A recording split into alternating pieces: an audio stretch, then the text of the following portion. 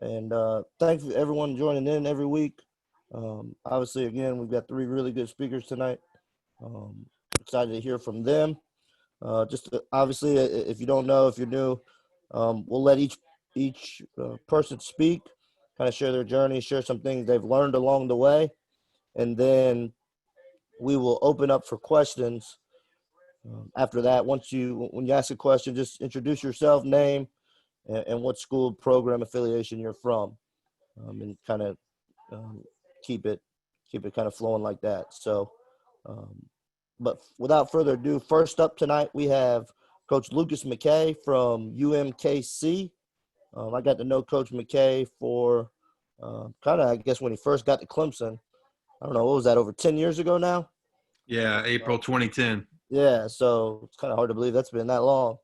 So got to know Coach McKay through his time at Clemson, and obviously he's consider him a true friend and one of the best in the business at what he does. So I'm excited to hear from him. So I'm going to be quiet and turn it over to Coach McKay. Appreciate it, Dave. Good evening, everybody. Dave, thank you for having me, and really what you've done to set this up. I think a lot of people have benefited from your panels over the course of these last few weeks, as we've all just been hunkered down a little bit and just been trying to get better.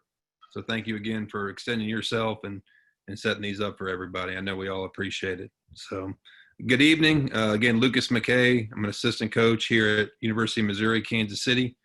In Kansas City, Missouri. Just completed my first year here. Been really fortunate. Grew up in Raleigh, North Carolina. Basketball is kind of in my blood, so to speak. And I remember in middle school, if I had made good grades, my mother would let me stay up and watch the 9 o'clock ACC game during the week. That was like a big deal for me. So just always been around ball, loved it. Played in high school. Knew my career would not extend much past then. But I knew I wanted to get into coaching. So I was trying to, in high school, to navigate how to chase the college coaching thing or just coaching in general. So started emailing a couple of the assistants at UNC Wilmington. Wilmington was a couple hours from Raleigh, right down I-40. Easy drive. A lot of kids from Raleigh went to UNC Wilmington for school. So just tried to start chasing it earlier. Got to Wilmington, got accepted, and just kept coming by the office.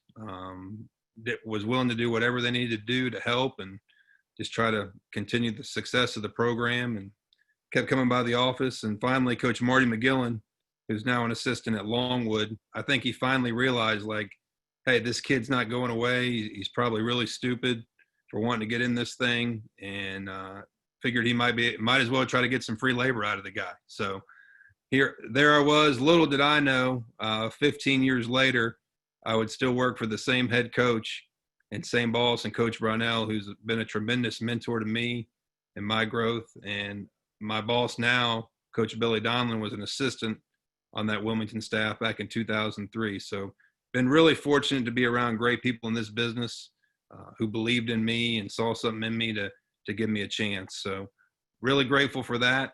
Kind of my path a little bit. I was a manager at Wilmington from 2003 to 2006. After my 2005-06 was my junior year. After that season, Coach Brownell actually left and took another mid-major job at Wright State. Took the whole staff with him. So my senior year, I actually ended up coaching varsity high school. Another buddy of mine who was a former manager at Wilmington had just gotten the job and said, hey, why don't you come do this for a year, and then we'll figure out the college thing later. I said, that sounds great. So signed up for that, did that. It was awesome.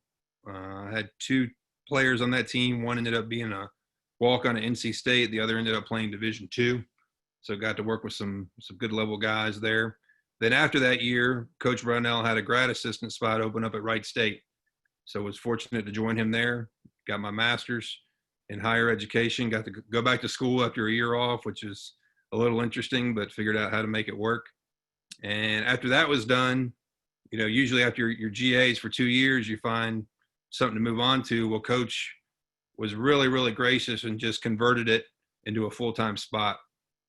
So for the 2009-2010 season, I was the administrative assistant for the men's basketball program, and really got to cut my teeth in paperwork and the business side of the business, and figuring out how to become good administratively.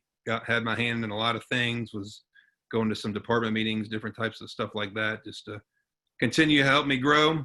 And I'll get onto that in a minute. But from there, we'd had a lot of success at Wright State. Coach Brownell did a tremendous job. We had 4 straight 21 seasons, won 85 games in 4 years, and Coach Brownell got the Clemson job. So was kind of forced to make a decision there. Coach Donlin kind of wanted me to stay. Coach Brownell wanted me to go with him to Clemson. My wife is from 2 hours away from Clemson, so to be honest, I really didn't have a choice.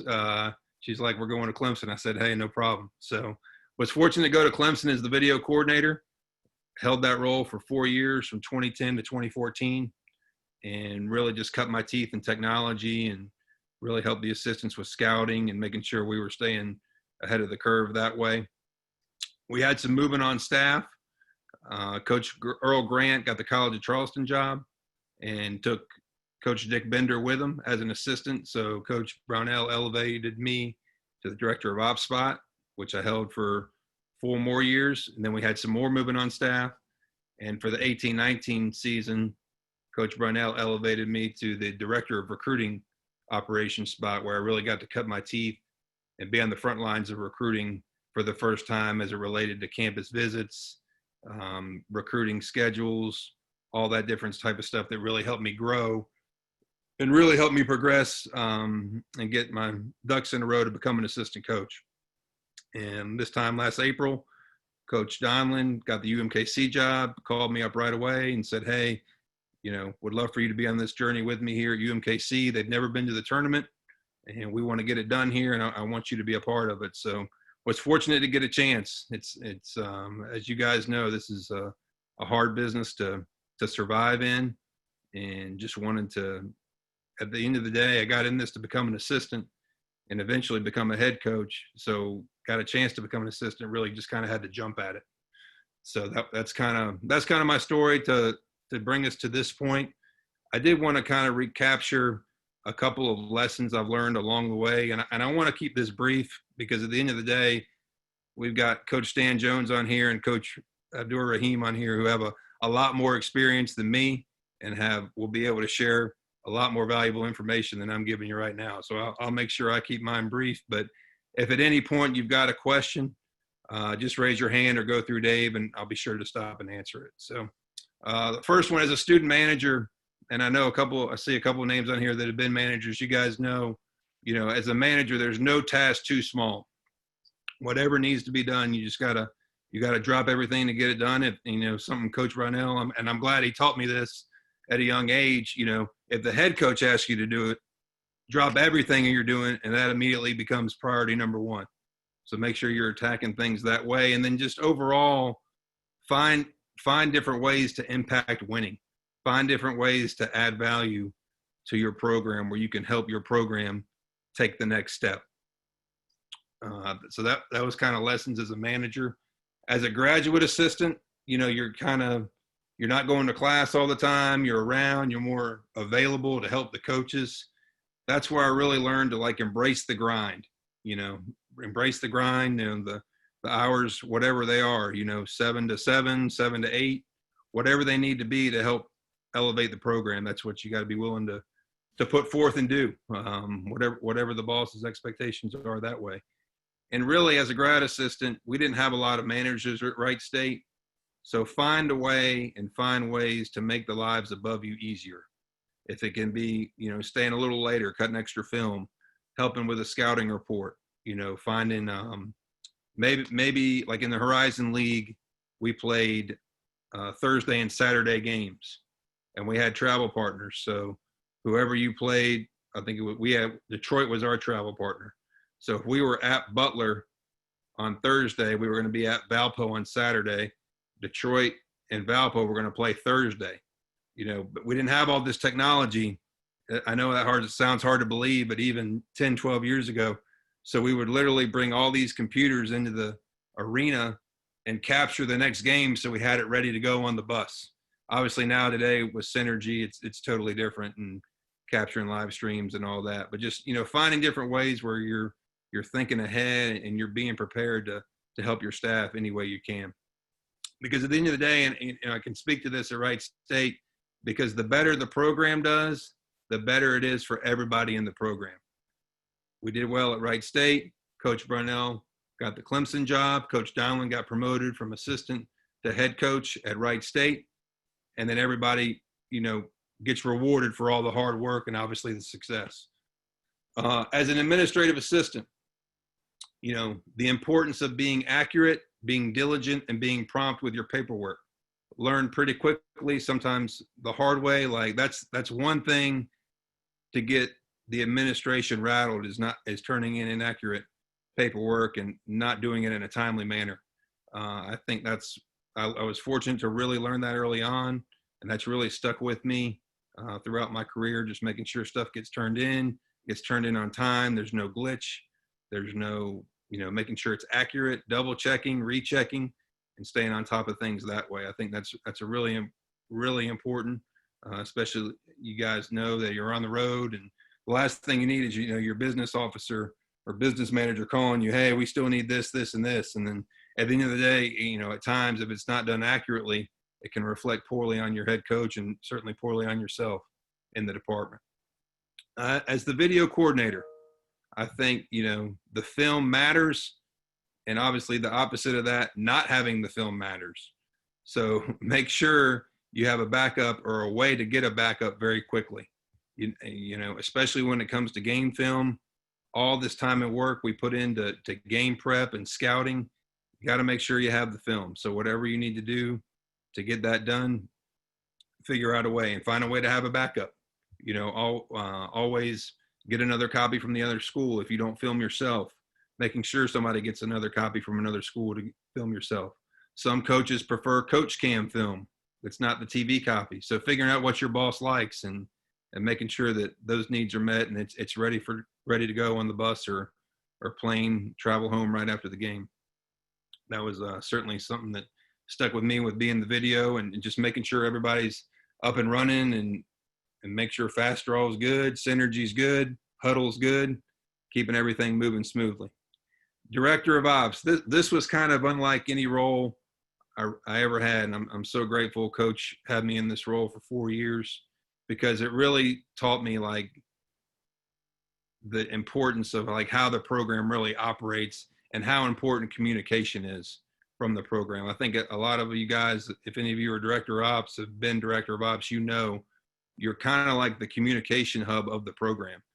Everything that the head coach wants, messaged out is gone through you at some point in time. And you got to be able to do it quickly and accurately and make sure everybody gets it. That actually changed while I was in the role. You guys that are at Power 5 or Group of 5, or maybe your school has opted in, the TMP, the time management plan, that changed that a little bit, where you had to give 24 hours notice on changes. You had to not be able to, call meetings whenever you want, all that type of stuff. That kind of changed once all that legislation came through.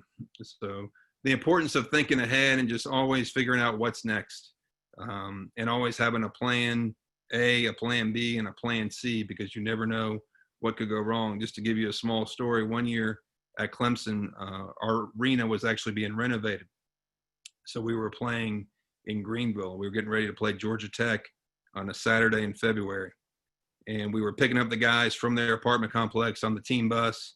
We were going to drive up to Greenville. Well, it had been like a abnormally cold day in Clemson. And the bus, right before we got to pull off, actually caught a flat tire. And it was about an hour drive to Greenville. So we scrambled, got some school vans, got permission from administration to just use those to drive up to get to the hotel for the night, so we could all get settled in and kind of keep our routine. And so just, you never know when you're going to have to enact plan B or plan C, but just make sure in your mind you've at least thought about it and you're ready to act if you need to use it. In the recruiting operations role, just really taught me how to sell your boss, how to sell your campus, and how to sell your program. Recruiting is a lot about relationships and feel, but it's also about being able to articulate it and sell it in a way that the prospect and their constituents can identify with it. I think that's really important. Obviously, at Clemson, there's a lot of resources there to help you with that. And I think that being able to sell a small environment like that and sell Coach Brownell and the success he's had at Clemson really taught me how to get my ducks in a row with that and how to be able to sell that on a consistent basis.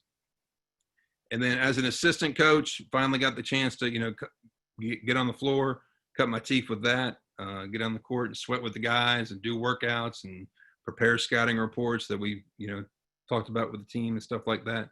Just the importance of really connection and teaching.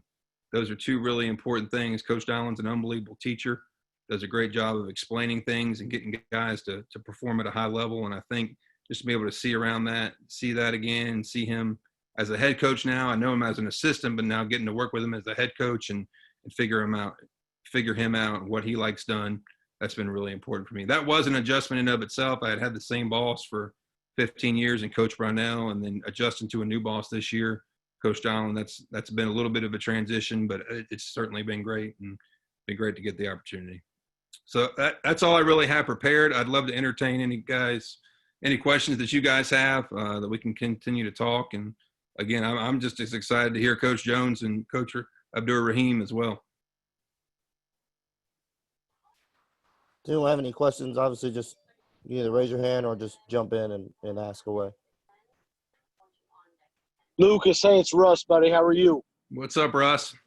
I got a quick question for you, man. I think a lot of young guys go from that administrative role to being an assistant.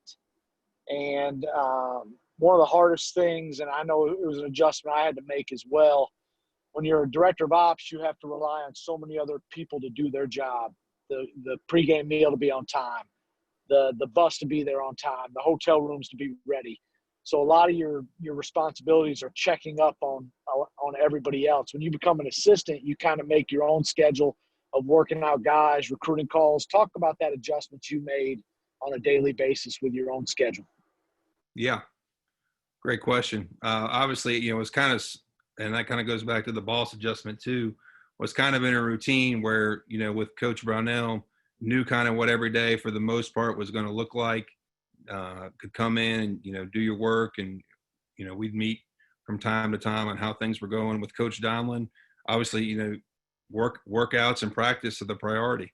So making time for that and just figuring out when you can get in to spend time with a guy. When can you grab, 10 minutes with, a player to talk about their academics or just simply how they're doing. We're fortunate at UMKC that academics and our facility are in the same building. So the guys are in the building a lot. So it makes for a lot of touch points during the day where you can get with the player if you need to, or all our offices are right next to each other. So it creates easy touch point for the staff where we can connect if something's going on. I got, our ops guy, we were in the WAC this past season. The WAC is one of 3 Division I leagues to play in 3 different time zones. So he had, our Dobo, Drew Benedict, he does a great job.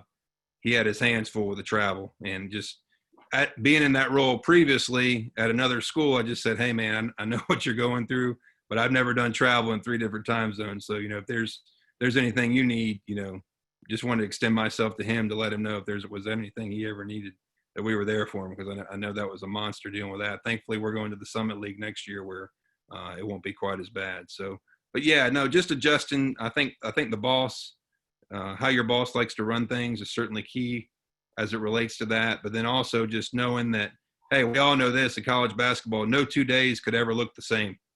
You never know what's going to come across the desk that needs to be handled right away with the utmost urgency, and you just kind of navigate day by day. Hey, Lucas, Carm here. Hope all is well, buddy. What's up, man? Hey, dive into kind of what you were doing back at the wild world of sports, back when everyone was down in Orlando. I think that's probably when we first spoke a long, long time ago. Yeah. But kind of talk about how that helped you build relationships, but also the value you added. Yeah, no, appreciate the question, Carm. So what Carm's referring to, this is actually, I don't know if anybody has used Fast Recruit at all. So this was kind of a concept.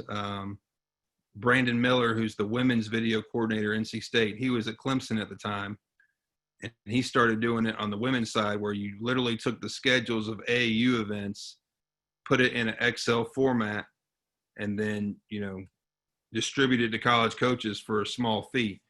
So he came to me one summer and said, "Hey, this is something I'd really like to get into on the men's side.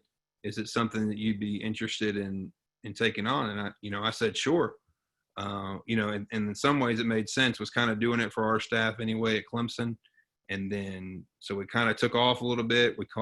Brandon called it Grig Guru, and did it for a couple summers, and it was just a way to get information to coaches in a fast, inexpensive, and accurate way.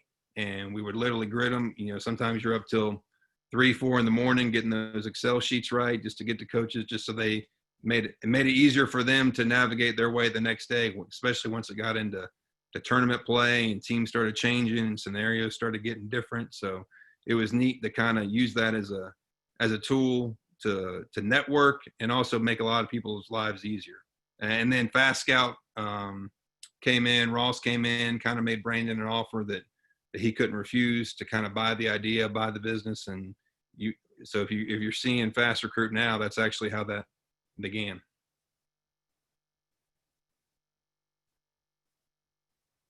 Hey, Coach, Jonathan Finkel here. I was also a former manager myself.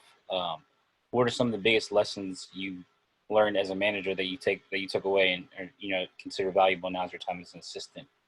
Yeah, appreciate. Where were you a manager? I was at Temple University in North Philadelphia.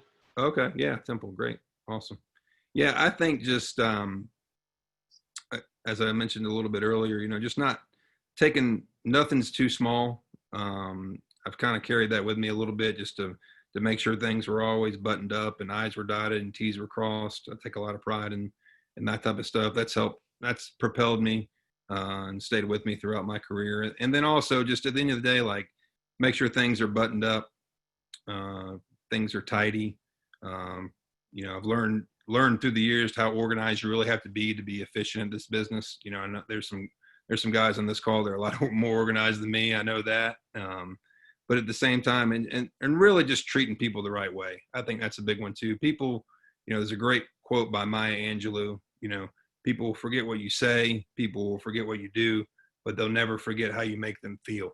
And I think even as a manager, you have the ability to make people smile, make people laugh, which in this business, as we all know, sometimes there need to be more smiles and more laughs because what we do is a pretty serious deal and there's a lot on the line each and every night.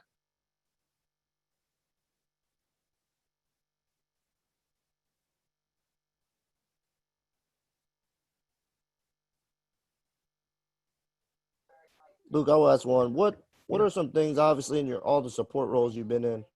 Everyone's always itching to get on the road or get on the floor. What are some things you did, obviously doing a really good job in your role, but also prepping yourself for that day you were able to get on the floor? Yeah, I think sometimes you just kind of have to put yourself in the shoes. What would that look like? I work with a lot of great guys at Clemson, but a couple in particular, Earl Grant, who's now the head coach at Charleston, Steve Smith, who's now at Florida State, that would let me be, involved to overly involved in their scouting at times.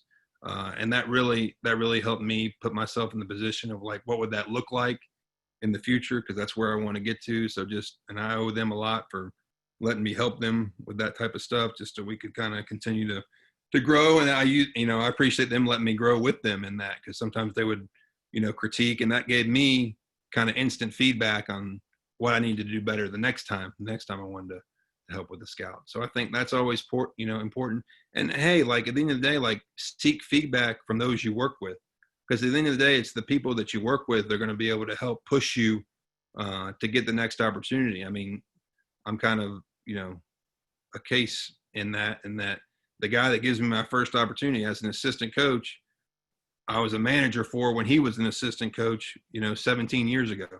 So at the end of the day, I was fortunate that he saw something in me and saw my dedication and saw how much I wanted to help the program. So at the end of the day, everybody talks about networking. Well, make sure you're networking with your own staff and connecting with your own staff too, and let them know what your goals and intentions are so that they can help you. Lucas, I got a question. Hey, welcome to the area, by the way. No, I appreciate it.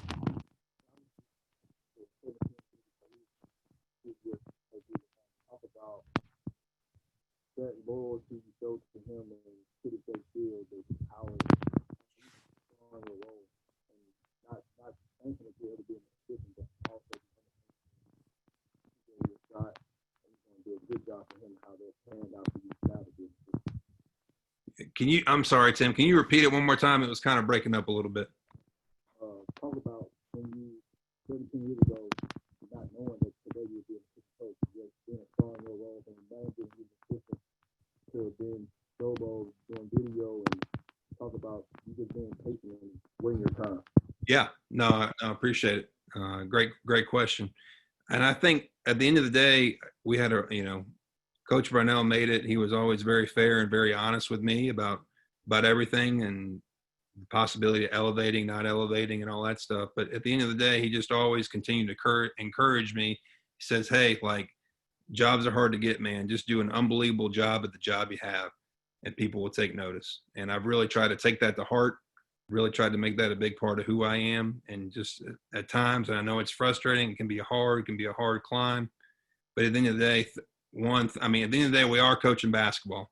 You know, we get to coach basketball and be around young people. That's two pretty special things. And I know a lot of guys are out in the corporate world and they're making all kinds of money, or they're doing, whatever. I think at the end of the day, like if it's your passion, then you always find a way to make it work. And basketball is certainly a passion of mine, as I know it is everybody on this call. And I think when you have that as kind of to fall back on, it never made it a problem. Just having to be thankful. And I know, you're getting a shot now to be on the road and on the floor here at Missouri Western. I know you'll do a great job. But just remember, remember your climb too. It hasn't been easy for any of us. Just enjoy every day of the journey and take time to be grateful and just take a step back and take a deep breath. Appreciate it. Yeah. Hey, Lucas, Kareem Brown here from Niagara County Community College. What are one or two things that you've learned in the last 3 months that you're going to take with you either into the summers, if you guys are able to get on campus, or into the fall? Yeah. Thanks, Kareem. Another good question. I think too, just never underestimate the power of a phone call or a FaceTime. And I say that specifically about our own players. I think, I think with everything going on right now, and not just with Corona, but in our society, I think, guys just want to be checked on. They need to feel like they're cared for, and they need to feel, I think guys need to feel like they're important and they matter, because they do matter at the end of the day. So never underestimate that. I probably don't do a great job, but I've just tried to check on our guys as much as I can, just to see how they're doing. Want to see their faces, because I think one thing that's been lost all this is that we're in a people business, and it's the virtual and the digital stuff is great, but I don't really think there's any substitute for the face-to-face interaction that we get with our student athletes every day. And I think I know that's one thing that I miss about it. So just just as an example, probably 5 weeks ago, one of my academic guys, he FaceTimed me out of the blue, and we just kept talking, and he had a lot on his mind.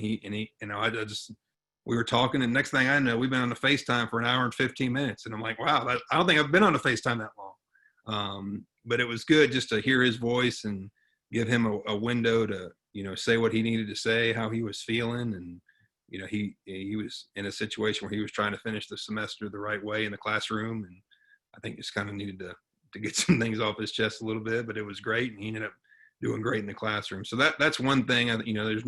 There's no substitute for face-to-face, in-person interaction. And then two, just how much, as a staff, you need the staff to be good. That's one thing that Coach has been great about. Coach Dialing asked for our opinions on different things and how we fit in.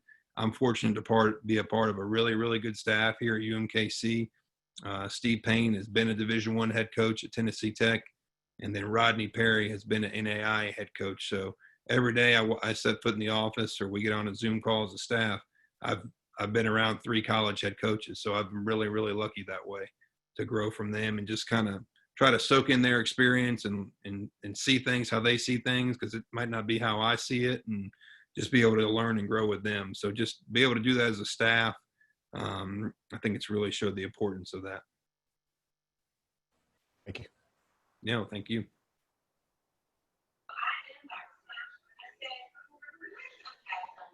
Dave, can I ask one more quick question? Yep. Go ahead, Caleb. This will be the last one. Perfect. What's up, Coach McKay? My name is Caleb Koopa. I'm assistant at Westtown up in Pennsylvania. Yeah. I don't know if this might be like a dumb question, but like, how do you go about finding out how your boss wants a certain thing? Do you just do that by simply asking him how he wants X, Y, and Z done, or is that something that you just find out by doing something repetitive? You seemed like you didn't like it one way, so you try it a different way, or do you just do it directly and ask him, how do you want X, Y, Z done? Yeah. Great question. Great question, Caleb. I think it's a little bit, Coach Brownell and Coach Donlin are very similar in that they give you a lot of freedom on how you want to attack things initially. Now, that being said, I think it's never a bad thing to ask for feedback, because at the end of the day, you want to make sure that, you know, you're putting on paper what they want put on paper, and you're doing it in a format that they can read and digest. Coach Brownell and Coach Donlin are both very visual guys. They kind of have to see things and process it in their mind before they, you know, need to make a decision or just want to digest information. So never think it's a bad idea to kind of start in your own, you know, in your own mind about how you want to attack something, put it on paper, and maybe, you know, give a couple of examples and say, hey, Coach, you know, is this along the lines of what you're looking for? And then it kind of gives you freedom, because, it, you know, sometimes it's a complete waste of time to go ahead and attack it all the way through like you think it should be done. And then at the end of the day, that's not what they really wanted. Well, then, you know, then you've wasted your time and more of Coach's time, which is valuable, by just putting something out there that's not really, they weren't looking for in the first place. So yeah, I would always ask for feedback and just, again, double check, great mantra I tried to adopt when I was the Dobo,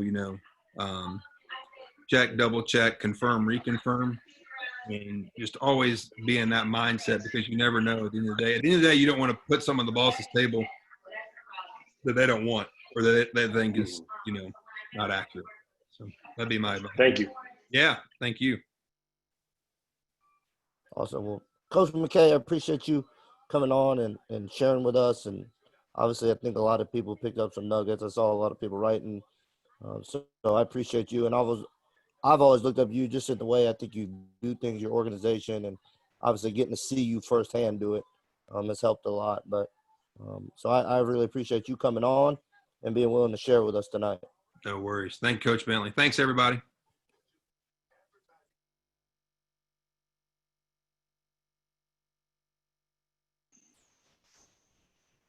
Whoops, I'm muted. Next up, we have Coach Stan Jones, Associate Head Coach at Florida State. I believe Coach Jones is on here somewhere. I'm here. Awesome. So Coach Jones and I met a few years back on the road, and I've really enjoyed getting to know him and stay in touch with him. Obviously, he's one of the best in the business, and, I respect the heck out of Coach Jones, and I'm excited to hear from him. So I'm going to turn it over to him. Well, David, thank you so much. I'm always humbled when anybody asks me to share what they think I may have as some level of experience or expertise that can help people. And David, I appreciate what you're doing and Rising Coaches Elite, what they're doing. Most of the guys probably on here don't realize it. But the very first Rising Coaches Elite function they ever had, I think it was 2009 or 2010. I was one of the speakers that spoke out in Las Vegas and helped Adam Gordon and Andy Farrell and Michael Fly, who was working for us at that time at the Florida State, to get quite a few of their speakers on that deal. And it's been an absolute joy to watch the incredible group you guys have put together that's allowed for a wonderful learning tool for so many young coaches to be able to network and to learn and to build relationships that's going to help them through their careers all the way to the end of it. And so I applaud you. And anytime you guys ever need me to do anything, David, please do not hesitate to ask. And please let Adam know that as well. All right. And just one thing on what Lucas has known. I've known Lucas a long time from being in the ACC and seeing him go from a little whippersnapper manager coming up and introducing himself to me as an assistant coach when he started at Clemson and stuff, to seeing how he's progressed in the career. The one takeaway I would encourage all of you young coaches on here to do from that the biggest reason he stayed employed and the biggest reason he's continued to progress is because he has the ability to develop trust. And I've learned this one thing about video coordinators, one thing about operations guys that really take that job as being a star in that role, as we ask our players to be. They develop a trust that carries with them the rest of their career. And I've seen it. We've had an incredible amount of GAs and managers come out of our program in the 18 years we've been at Florida State, all the way up to one of them being an assistant GM for the Brooklyn Nets, and one being an assistant coach at Mississippi State, and two of them being head G League coaches now, because they've got in there, and as people have advanced, they say, man, that guy gets his job done. You can count on him. And now people say, I got to take this guy and put him in here with me. And back when I got hired, I got hired from being a high school coach by Coach Hamilton at the University of Miami back in 1995. And I found out later, as Coach Hamilton has a very back channel way of vetting people he's considering for his staff. And the biggest thing people said about me for him to hire me was that, Leonard, I know how you recruit. And if you have to leave the team, there's nobody better in the country that you can trust with your team, running a practice or running a workout or just being on campus, taking care of your team. And this whole thing that we're trying to do all starts with that value of trust. And I know obviously in our country right now, trust is really at a very tough crossroads right now, but it's what we're doing as leaders in this business. Please don't ever let that value get away from what you're trying to do as a coach. And I'm gonna not get preachy here. My father was a pastor, and he would put his finger in the Bible in case he got to the text. But I'm gonna start a clock here, and I'm gonna try to make sure I stay within the time frame that David and them did, and I'll try to stay there. But before I talk about my journey a little bit, I always like to start my conversation with young coaches about building a coaching career with a little historical story that's factual and still going on as of today. And I see the problem with most young coaches right now is they don't understand the key concept of being a great coach and reaching your goals and dreams and aspirations as a coach is two words: purpose and longevity. And so many coaches nowadays are not jumping into. When I started coaching a sixth grade team at 18 years old, while I was a walk-on player at Memphis State, when I got the fever, at that moment I was going to be a coach until my life or I aged out of the business. It was no, I'm trying to get here, trying to get there. I was in it for the long play. And a lot of times nowadays people are trying to get a fast track instead of realizing if you'll just know your purpose and you'll do it for the long play, great things are going to happen for you. And I share this story. Back in 1948, which is about the time my boss, Coach Hamilton, was born, just picking on him a little bit in case he's out there listening somewhere, there was a Polish sculptress named Korzak Ziolkowski. And he was hired by the Lakota Indian tribe to do a mountain sculpture of their great warrior, Crazy Horse. And Crazy Horse would never allow himself to be photographed, so he had to do it all from people's recognition of him.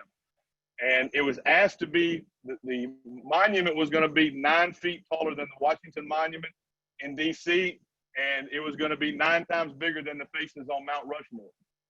And for 50 years, he worked until his passing in 1982 to try to build this statue to Crazy Horse. And once he passed, his family has continued on, and they are still working on the project, and it's supposed to be completed around 2050. So can you imagine somebody taking on a job that for your entire life, that was your whole 100-year project? And the thing that I take away from that is when Korzak was toward the end of his life and people knew he wasn't going to be on this earth very much longer, somebody asked him this question, and they said, how could you devote your life to one task? And he said, when your life is over, the world will ask only one question: did you do what you were supposed to do? And I thought that was so profound. And right now in our society, we're kind of the lifeline that's going to hold some things together. No matter what race, age, ethnicity, gender, as Billy Graham said, we're going to touch more lives in a month than most people are going to touch in their lifetime.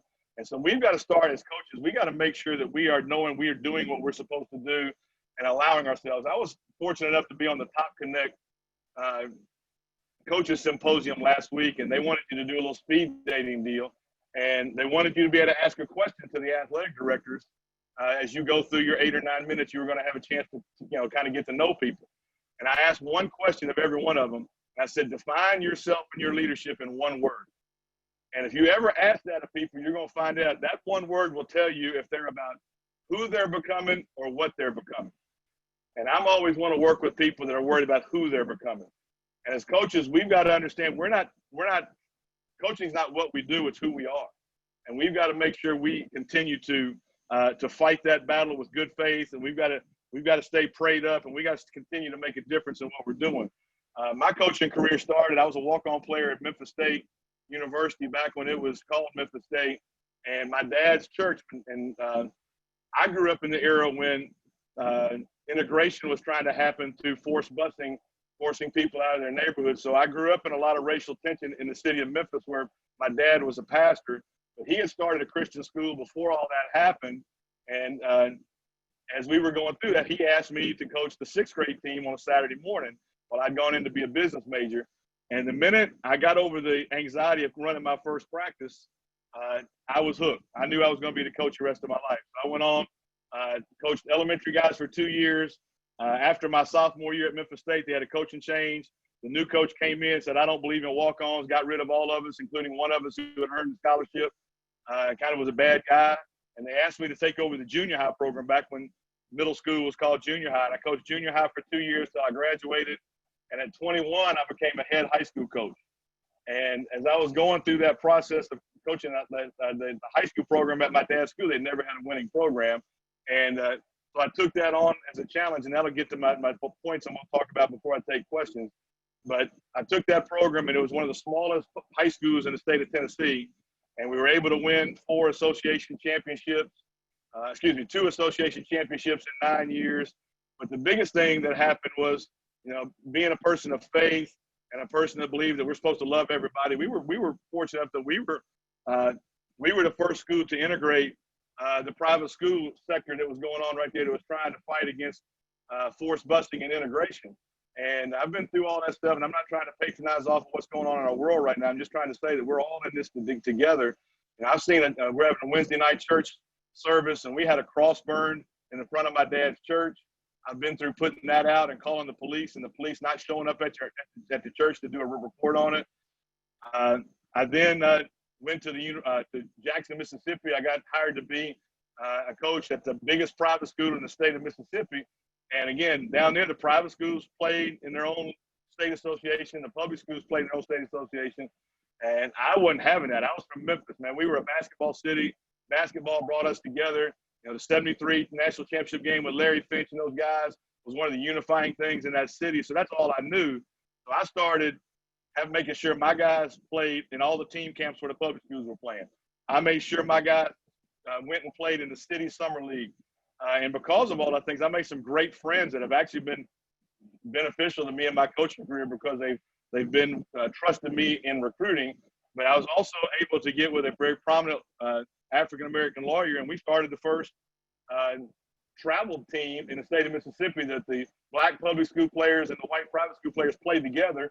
And that's where I got seen by Coach Hamilton at Winston-Salem, North Carolina at the AAU National Tournament, doing something that had never been done in the state of Mississippi. And it was all because I wanted to change lives, and I wanted to make a difference in my players and make sure they understood there's a big world out there more than just a very affluent private school, that they need to learn how to associate with all people in every situation. And out of that, Gerald Snyder, God bless his soul, he just passed away, kind of introduced me to Coach Hamilton. And I go from working at a predominantly white private school to getting hired by an African-American head coach based on the people who'd recruited my players and the people in the state of Mississippi and in Memphis who knew what I was about. And Coach Hamilton was looking for 3 things. So you got to know what people are hiring you for or looking for. You wanted somebody who'd been a head coach. You didn't care what level. You wanted somebody who had been a 5-star guy, which back then that was your place where, Lucas was talking about starting the fast recruit, which is you got to find different ways to market yourself now. But 5-star was the proving ground back in my generation. And unfortunately, you young guys don't get to have that anymore. And then he wanted somebody that had a great history of player development, more importantly, team development. And I get into with a lot of guys that want to just say they're skills development coaches or quote unquote trainers. And I always tell them trainers are what they teach people at the zoo, animals at the zoo, how to do tricks. When you're a coach, you're in this because the outcomes matter to all of you. And I always tell guys that just want to be skills development guys and want to be good at developing individual players, you're really just being a basketball entrepreneur. You're not being a coach. Because coaches, you got to be about development. And the one thing I love in all the 25 years I've been working for Coach Hamilton is the number one word in our program is development. And it's not just about getting guys to the NBA. It's about team development. You watch our team play, I think we have the most connected locker room in the country. Right now, you have guys that cheer and are happy for each other, and that doesn't happen by accident. But you also got to be about man development. And Coach Hamilton and our staff, we don't avoid any of the hard conversations. We in fact, we bring them up and make them life lessons for our players.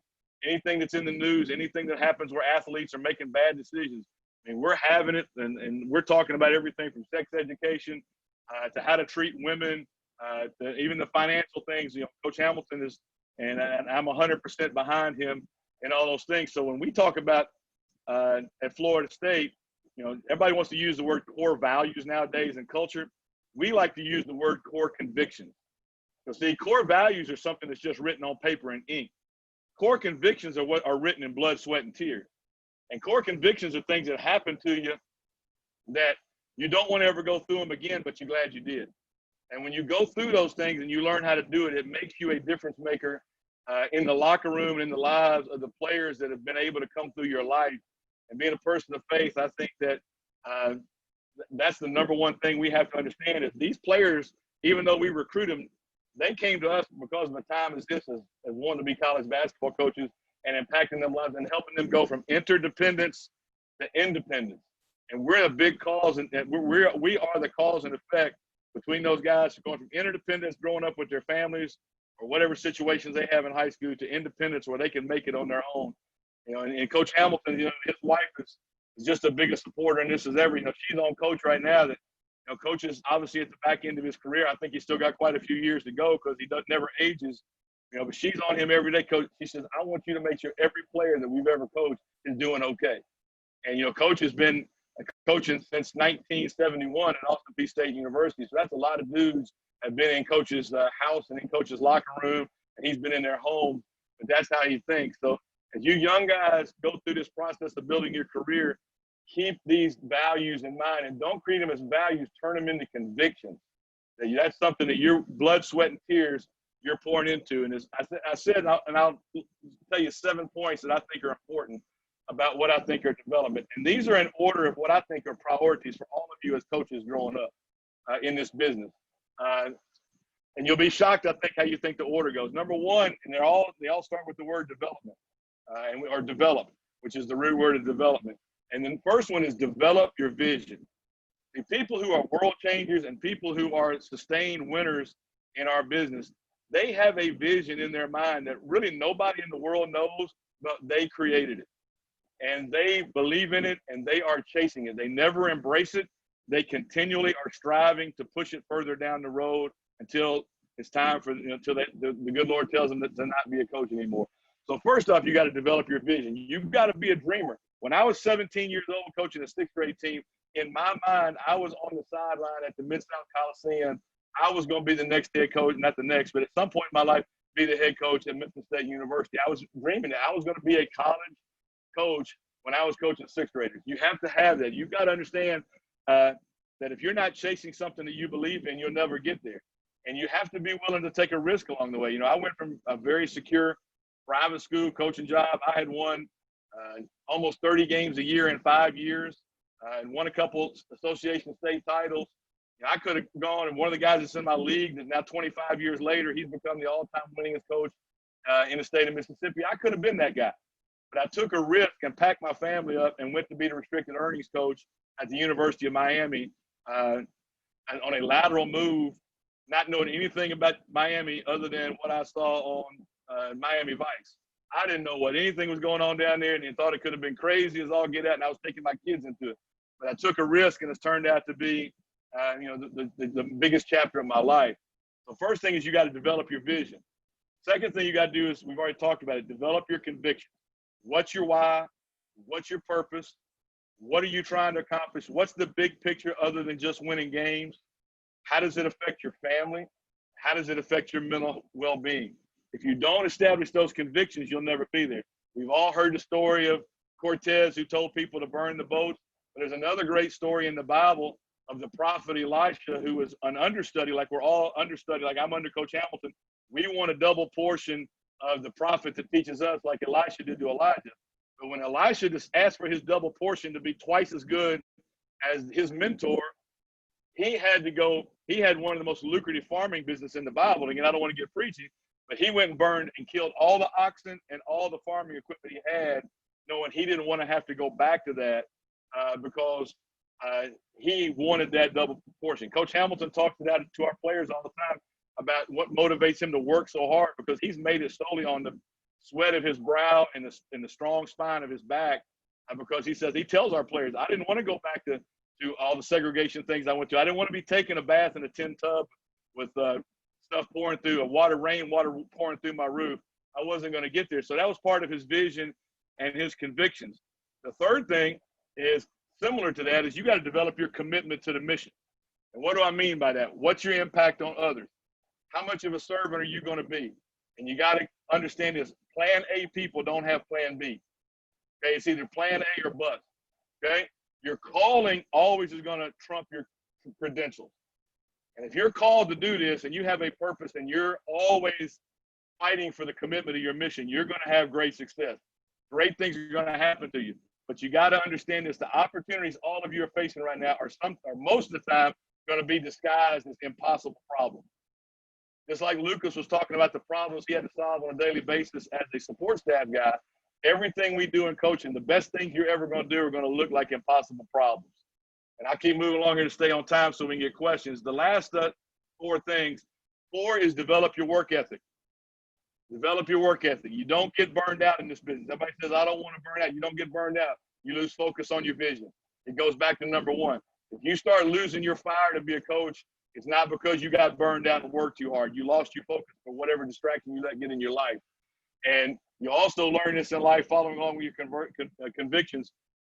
Be happy where you are. My dad used to always talk about not being a hothouse plant.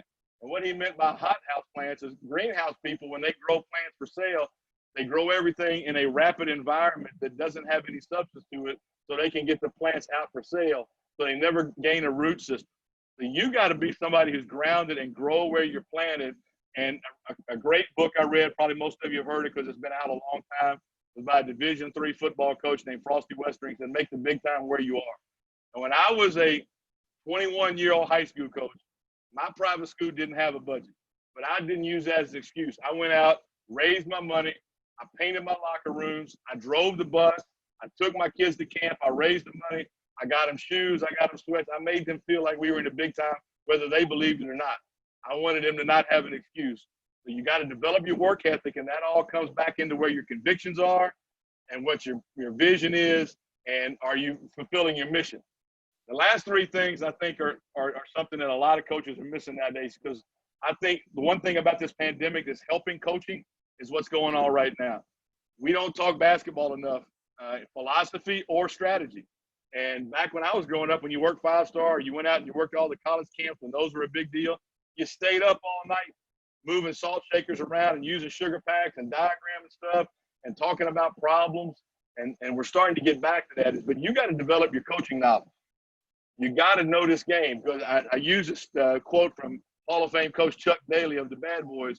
He always says there's 3 things you can't fool in life: babies, puppies, and NBA players.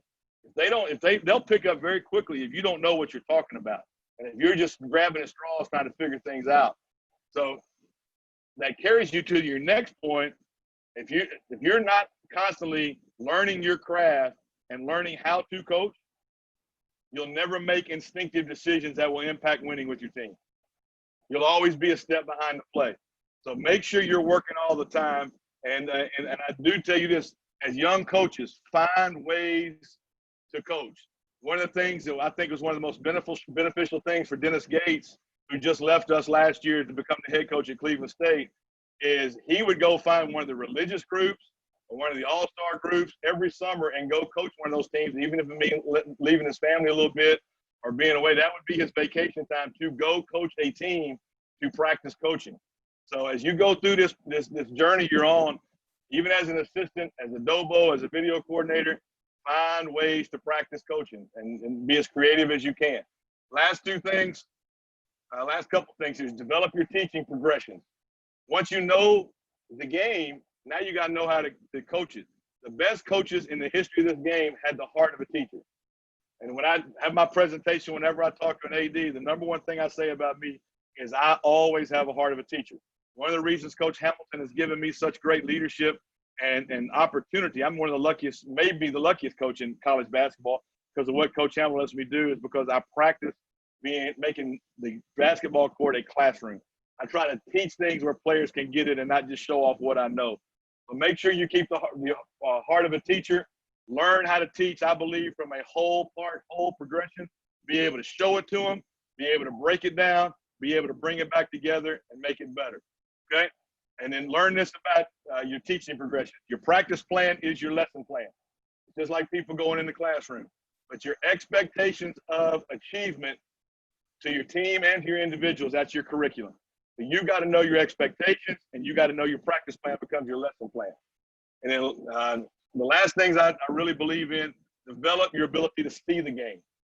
And as you practice coaching, I would always, or even when you're watching film, folks, I'm a big believer in this. The best coaches at every level, and I got to spend a year in the NBA and have been around some great Hall of Fame coaches in my college coaching career, and I coached against some fabulous high school coaches. They watch off the ball way more than they watch the ball. They coach off the ball way more than they worry about coaching what's going on at the ball. And if you start practicing that, you'll start seeing yourself become a better ability to make adjustments at halftime, post game, next practice, next game, because you're starting to see the game with a 5-player versus 5-player flow instead of just allowing yourself to be like fans do and just attract yourself to the ball. So again, I would encourage all of you to develop and see the game, practice your game coaching, learn to watch off the ball. And when you are practicing your coaching, if you get to go coach a team, or if anything happens in practice where coaches let you run part of a team in an inter-squad scrimmage or a situational breakdown you're doing in practice, he says, coach your team. Don't get in it. Don't let the officials as a young coach become a distraction for you. Once you get established, you can worry about that. But when you're a young coach, you got to move on past those guys and continue to learn how to be a strategist, because players will quit on you if you do not know what you're doing in pressure situations. So don't let the officials take you away from that. And then the last thing, I guess I said 7 points, but I got 8, is develop your network. See, a lot of young coaches, we get this backwards. You start trying to get your network at the top of that 8 points I just talked about. Develop your network. But the key to developing your network is build your well, dig your well before you're thirsty. That's another great book you should read by a guy named McKay. Dig your well before you're thirsty. I saw everybody kind of putting on the chat all their contact numbers. Get to know, especially if high school coaches, junior college coaches on here, even peers. You never know when guys at the college level may decide they want to go back and coach at a different level. Some of my best recruiting to this day are still people that I worked camp with 30 years ago at 5-Star, because I made relationships with those guys when I had a chance to be around them, not because of what I thought they could do for me when I'm a college coach, but because I wanted that to be an area where I could grow as a coach and I could be challenged as a coach. So build your network last. Keep that at the last thing. It's important. You have to do it, but be genuine and build it before you need something. A lot of guys don't start communicating with people until they need something. We've had a couple situations down here in Florida with some junior college coaching, and guys that I haven't talked to in 20 years, all of a sudden they're calling me, wanting to know if I can help them. Can I put you on the resume because you're close to that school? Well, man, you haven't talked to me till you need something. So how do I believe in you? Well, how do I know what you've really been doing if we haven't been talking? I only know a surface knowledge. But make sure you're developing real, genuine relationships that'll carry you throughout your whole coaching career. It goes back to those 2 words: what's your purpose, and believe in longevity. Make sure you're working at a long level of obedience to what you're trying to do. And I'll close on Lucas had a great quote by Maya Angelou. And this was before all this stuff happened, where everybody kind of got talking about the injustice in our society these days.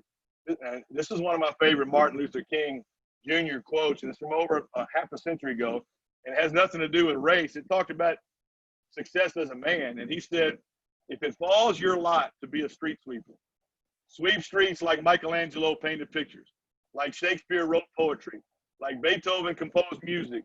Sweep streets so well that all the hosts of heaven and earth will pause and say, here lived a great street sweeper who swept his job well.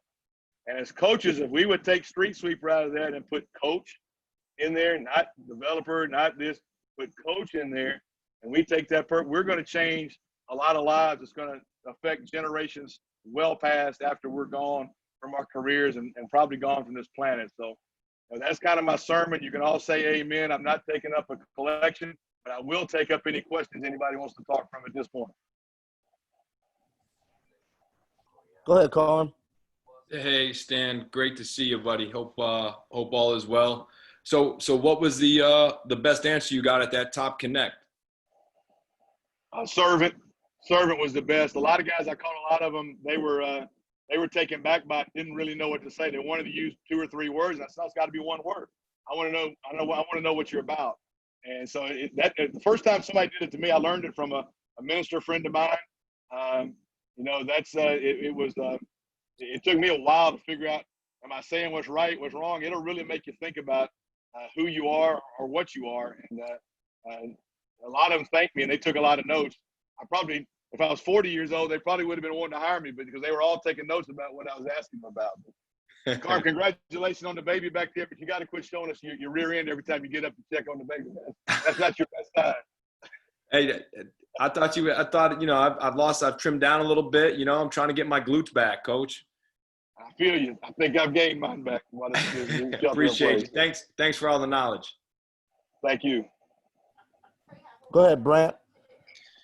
Coach, thanks for sharing. I appreciate your journey. I've been a head high school coach and a college assistant and a head NAI coach. What, for you in your journey was the lesson that you think took you the longest to learn?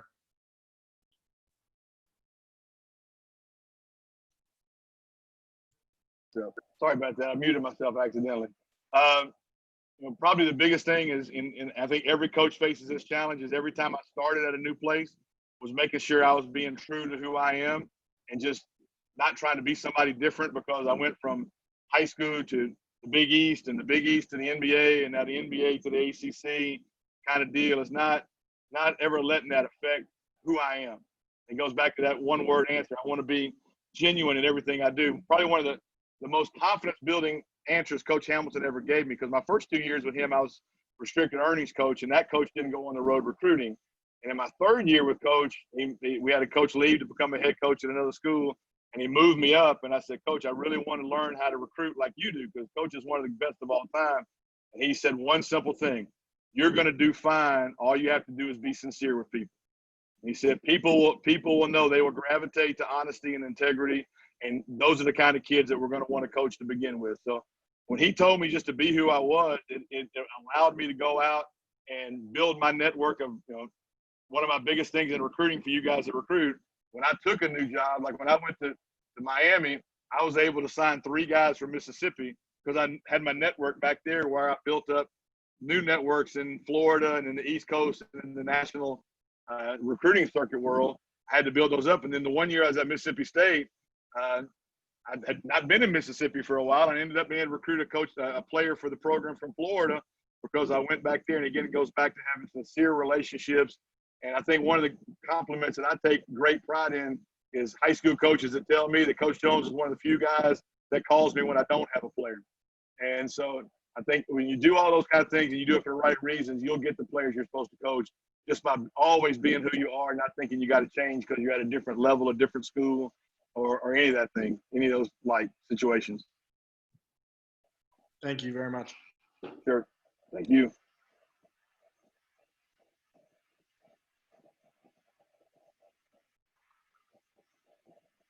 Man, I must have put everybody to sleep.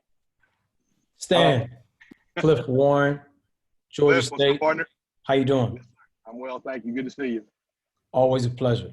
I know, like you said, you mentioned there's a lot of young guys on this call, but there's a few older guys on the call too. tell me, in your opinion, and then you've given us your background, and I'm trying to learn just as much. I was fortunate enough to be in Florida for a little while over at Jacksonville. But tell me what you think is your personal next step to become a head coach.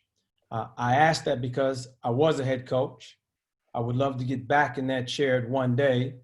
You talked about one of the things that you just did last week with Top Connect, speed dating, administrators, da-da-da-da. What do you think you have to do to become a head coach? Well, I talked to one of the media guys while I was there, and I'm not a great self-promoter now. I'm genuine. I'll talk to coaches and do all this stuff all the time, but I'm not a great self-promoter to people who are out there. So I've probably got to get a little bit out of my comfort zone in that area. But I've also, being a person of faith, every job I've had is, I could tell looking back on it that my steps were ordered, and me being faithful has allowed God's faithfulness to continue to put me in a place. And at my age and the longevity of my career, I'm at peace with the fact that if I get to the end of the line and my age, I get it, I'm okay, because I feel even as an assistant coach, I've built lifetime relationships, and I think I've made a difference in the majority of the guys I've had a chance to work with. So I'm not at that point right now where I'm anxious about it. But what I do is I tell all the coaches I trust every day is better. I never know Coach Hamilton could be I have to step in or something. You never know. You got to keep preparing, expecting your dream to happen. But you also got to be at peace with yourself at my age, where if it doesn't happen, I'm still okay, because I got a great family. I've had a great life. I've enjoyed everything I've done as a coach. But you got to keep getting, you got to be ready. So if you get that opportunity, nobody can say you wasn't ready. You didn't have the enthusiasm. You didn't have the energy. You didn't have the vision to take that opportunity and turn it into a success. Thanks, Stan. You're still a young man to me. Thank you.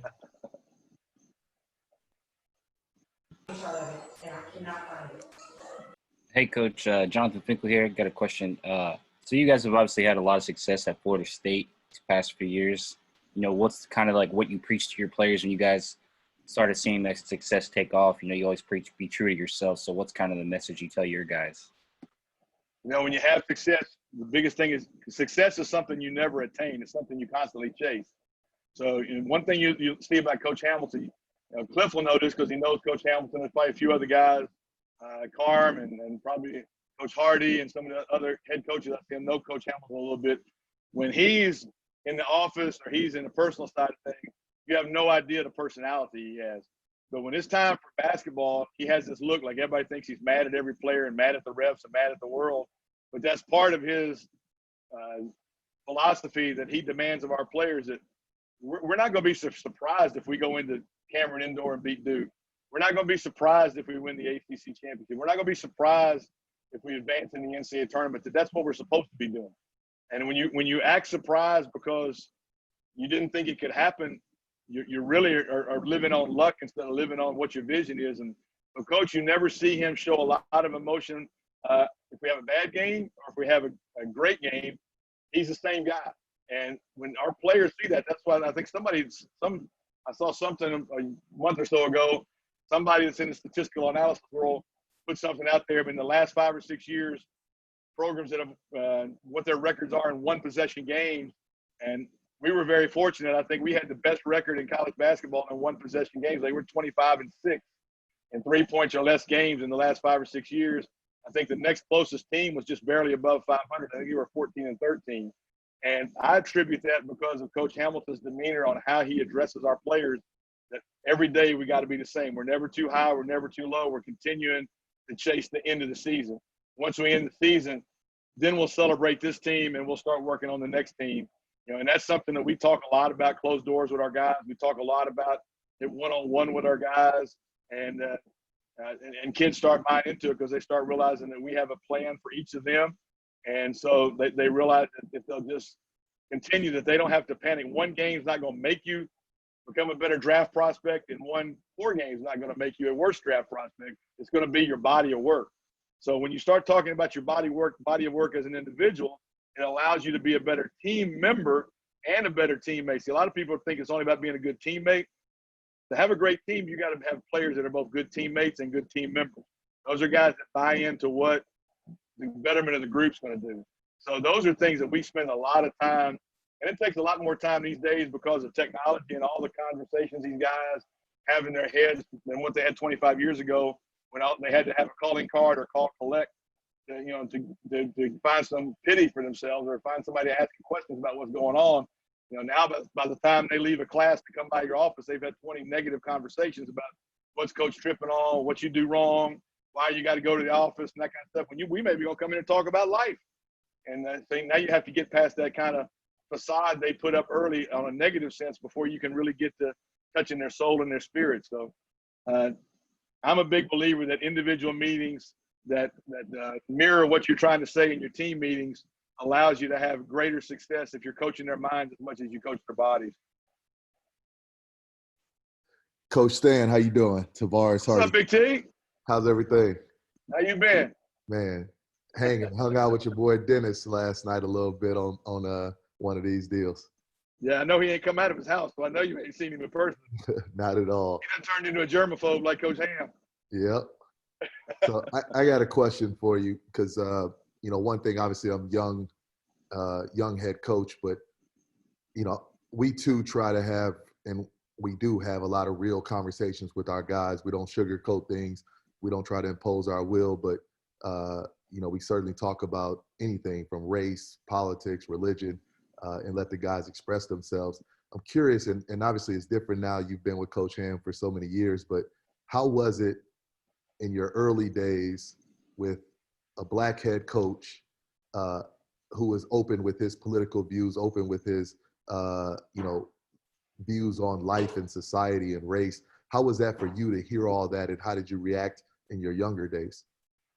No, that was a great inspiration for me, Coach Hardy, because I came out of a minister's home that everything was about serving the congregation, people in need. I can't tell you how many nights that my parents woke me up and left me at home by myself because they were going to the hospital to check on somebody or to deal with a situation at somebody's home, of a domestic situation or a death or something like that. So that's all I've ever known. And to be able to, my first college coaching job, to go in with somebody who had that same compassion for life, that also had that ability to rise above whatever was going on at the time, has been a guy. That's why I don't just jump out there and chase everything, because I tell all you young coaches, as a staff member, whether it's an assistant coach or a staff support person in the ops or the video spot, it's more important who you work for than what level you're working at or what school name you're working at, because you can get yourself messed up in a lot of situations that will taint you from ever wanting to be a difference maker as a coach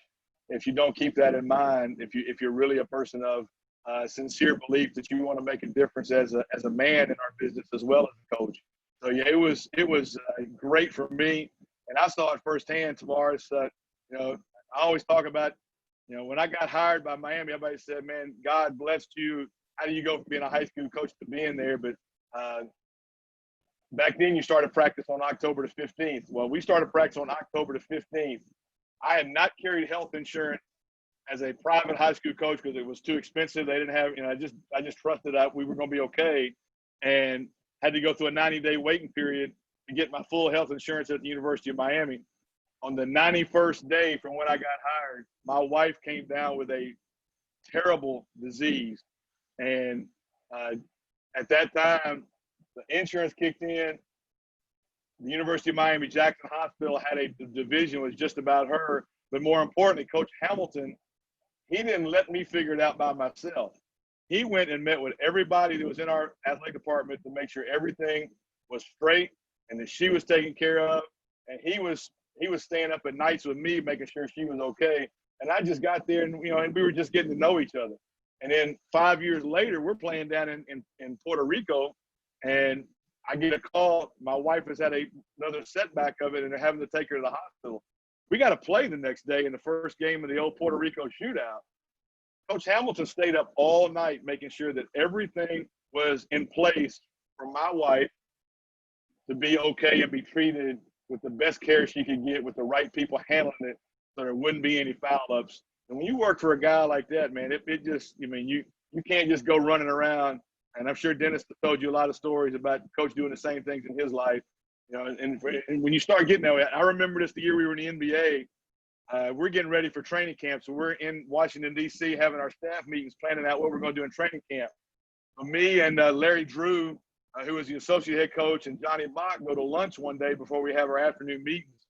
And we're sitting there, and Larry looks at me and he says, "Is Leonard for real?" I said, "What do you mean is Leonard for real?"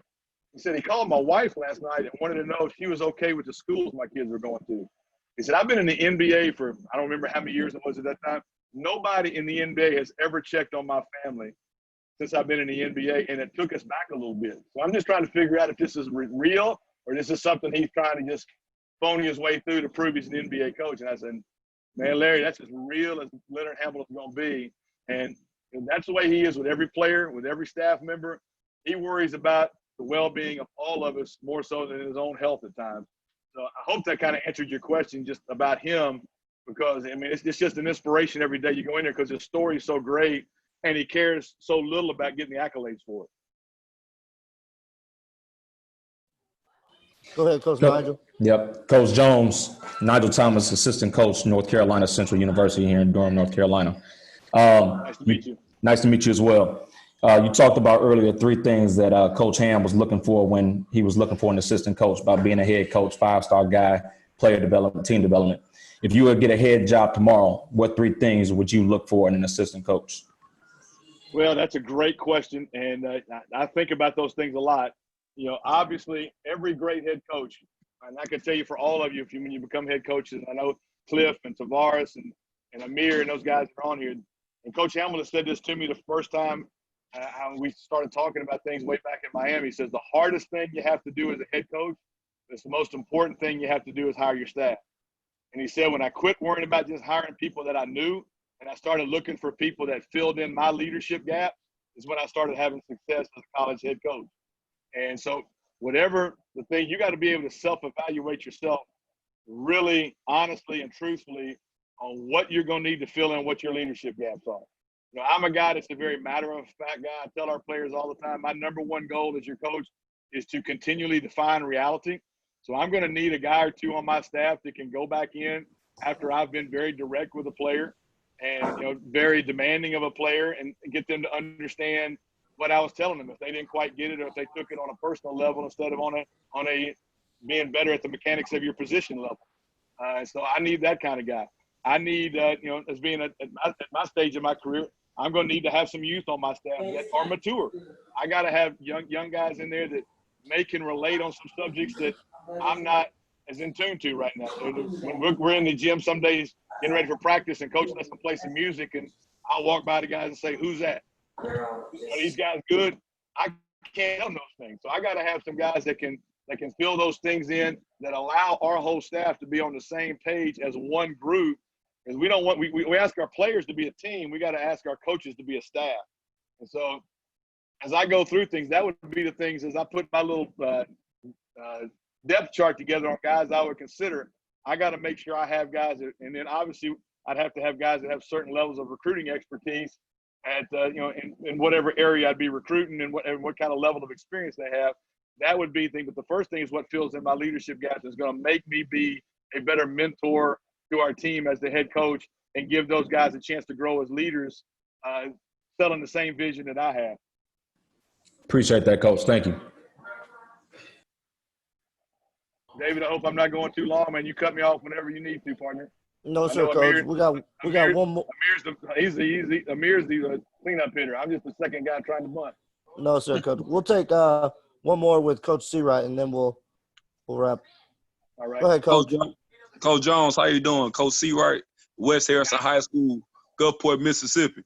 Man, you one of my SIP people, man. What's going on? All is well, man. Coach Jeremy Bourne and Coach Austin, they said hello, man. Coach Gerald Austin, man, you one of my all-time favorites. You ever had him tell you stories about coaching Chris Jackson? All the time. Those are some of the best stories of all time, boy. I'm looking for the next Chris Jackson. I need the next one. But Coach, my question to you. Yes, my question, you talked about 5-star. I'm coaching high school basketball. I've been coaching for 12 years. I had the opportunity to work the NCAA Development Academy before the COVID last year. So my question now is, like, as far as high school coaches, how do we connect more with college coaches on working the team camps and the individual camps? Like, what's the next step since we don't have that 5-star camp for us to showcase, and we can't coach AAU basketball to be seen? What's your advice on that? Well, I think getting involved in those development camps is a great start, because you're going to get to meet people that'll be lifelong networking, friends and connections you'll be able to use as a college coach. I would tell you the other thing that I would suggest is every college coach and college program within a reasonable driving time that you can find days off, or you can find summers where you just go for a day and say, Coach, can I shadow you? I tell guys all the time in our area, if you call me up and want to have a one afternoon, just a one-man clinic, we'll sit on the grease board and draw it up all day. Sometimes that's better than going to a clinic and getting answers to your own self. But that also shows great initiative and allows you to share ideas with college coaches for them to get to know that you're hungry. So, when I first started as a high school coach, people asking me what I needed to do, the first thing, people got to know you're really good at something, and they got to know you're available. And they need to know you're available because they get to know you. So every chance you can go by somebody's practice, even take your team. If there's teams down in the area, if you can go up to Southern Miss, you can go over to Jones Community College, Mississippi Gulf Coast. The new coach, Mississippi Gulf Coast, is an unbelievable human being. He was coaching in Florida for a long time, won a national championship. Tim Ryan, tell him you know me. He'd be a great. Randy Bolden up at Jones County Community College is a terrific on-the-floor coach. You probably know Randy. Go spend time and just hang around those guys. And if you can get over, you're welcome in Tallahassee anytime you want to come over and watch workouts, go to a game, watch practice in the fall, or just come over on a day off whenever we can get back to normal and just chop it up and spend the day seeing what goes on in the college basketball office and ask questions about how to do it. I tell young minority coaches all the time, and CY on our staff, Charlton Young, I coached CY in the All-Star game in 1988 at Radford, Virginia, in the 5-star Orange-White Classic. That's how long I've known CY. And he always tells people at that All-Star game, because he was acting like a wild man, because that was back when rankings first started. And he thought he'd been slighted by Bob Gibbons in the rankings that Bob Gibbons was putting out. So he was running around taunting people. All you guys that know CY know what I'm talking about. CY, he gonna have a good story about something. And so I just stopped during the timeout, and I just went at him. I said, man, you see there's 300 college coaches over here. You're going to kill yourself. Ain't nobody going to want to coach you. He said, Coach, you're the first white guy that ever intimidated me. And so he and I have had that relationship for going on 32 years now. Where was I going with that? I got to tell the CY story and I lose my train of thought like he does. What were we talking about, Tommy? You were just saying make them connections. Get there, ask questions, chop it up with people. Yeah, get to know the whole staff. Hang around with everybody, and let people know you're coming in advance so they can, if you call me, say, I can tell our other assistants, Steve and CY and our video guy, hey, this high school coach is coming by today. We're going to spend a couple hours with him, go to lunch with him, talk basketball, talk about our path, and do that with as many people as you can. If you can go to the Final Four, that's another way to meet a lot of people. I did that. People told me when I was coming through the high school ranks to do that, and I tried to do that when I could afford it and when it was close enough for me to get there, and grow from there. Just to get out there and let people who knew me introduce me to people that I didn't know, and go from there. So I hope that helps you a little bit. If you want to follow up, I'll put my contact information in the chat when David takes me off, and you can call me anytime. Thank you, Coach. Appreciate it. Mm-hmm. You, Coach Jones, I really appreciate you coming on, and we could have probably taken I think everybody would have had a question if I let them. So I think when you put your number in the chat, I think you're gonna have a lot of people follow up with you. So not a problem. And if you ever need a pinch hitter on one of these things, David, you can always call me. Unless something's going on in my family, I don't turn these down because a lot of old coaches helped me when I was a young guy. Well, again, I'm gonna echo Coach Warren, Coach Jones. I think you're still a young guy. So, but I appreciate you coming on and sharing with us tonight. A lot of really good stuff you shared, and excited to see if we can apply the things that you shared with us. So, Coach Jones, thank you again. Thank you again for asking. It was a pleasure. Absolutely. So, next up, as Coach Jones said, cleaning us up tonight, taking us home is Coach Amir Abdur Rahim. Coach Abdur Rahim and I, actually the first time we met, I'm not going to go into too much of that, was an unfaithful night for him and Coach Johnson on here. We're not going to talk about that, but Coach Abdur Rahim, I've actually admired for a long time from afar, just after we played them during his days at Charleston, and just kind of keep an eye on him from afar. Really admired him, and through this whole quarantine process, gotten to know him a little bit. So I'm really excited that he's volunteered to be on here and share with us. So without further ado, Coach Amir Abdur Rahim.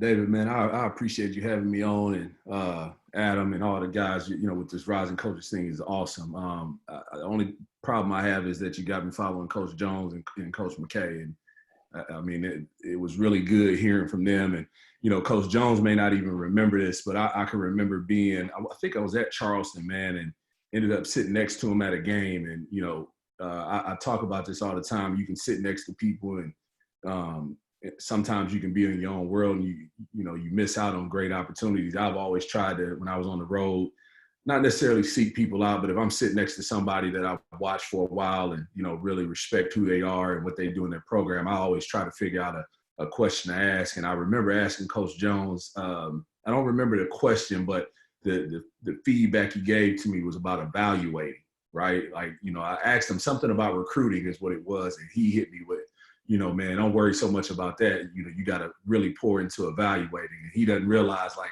that stuck with me, like, from that day forward. Like, I was hooked on, like, all right, like, I got it, right? Like, so that was his nugget. And I'll tell you this, Lucas probably saved me more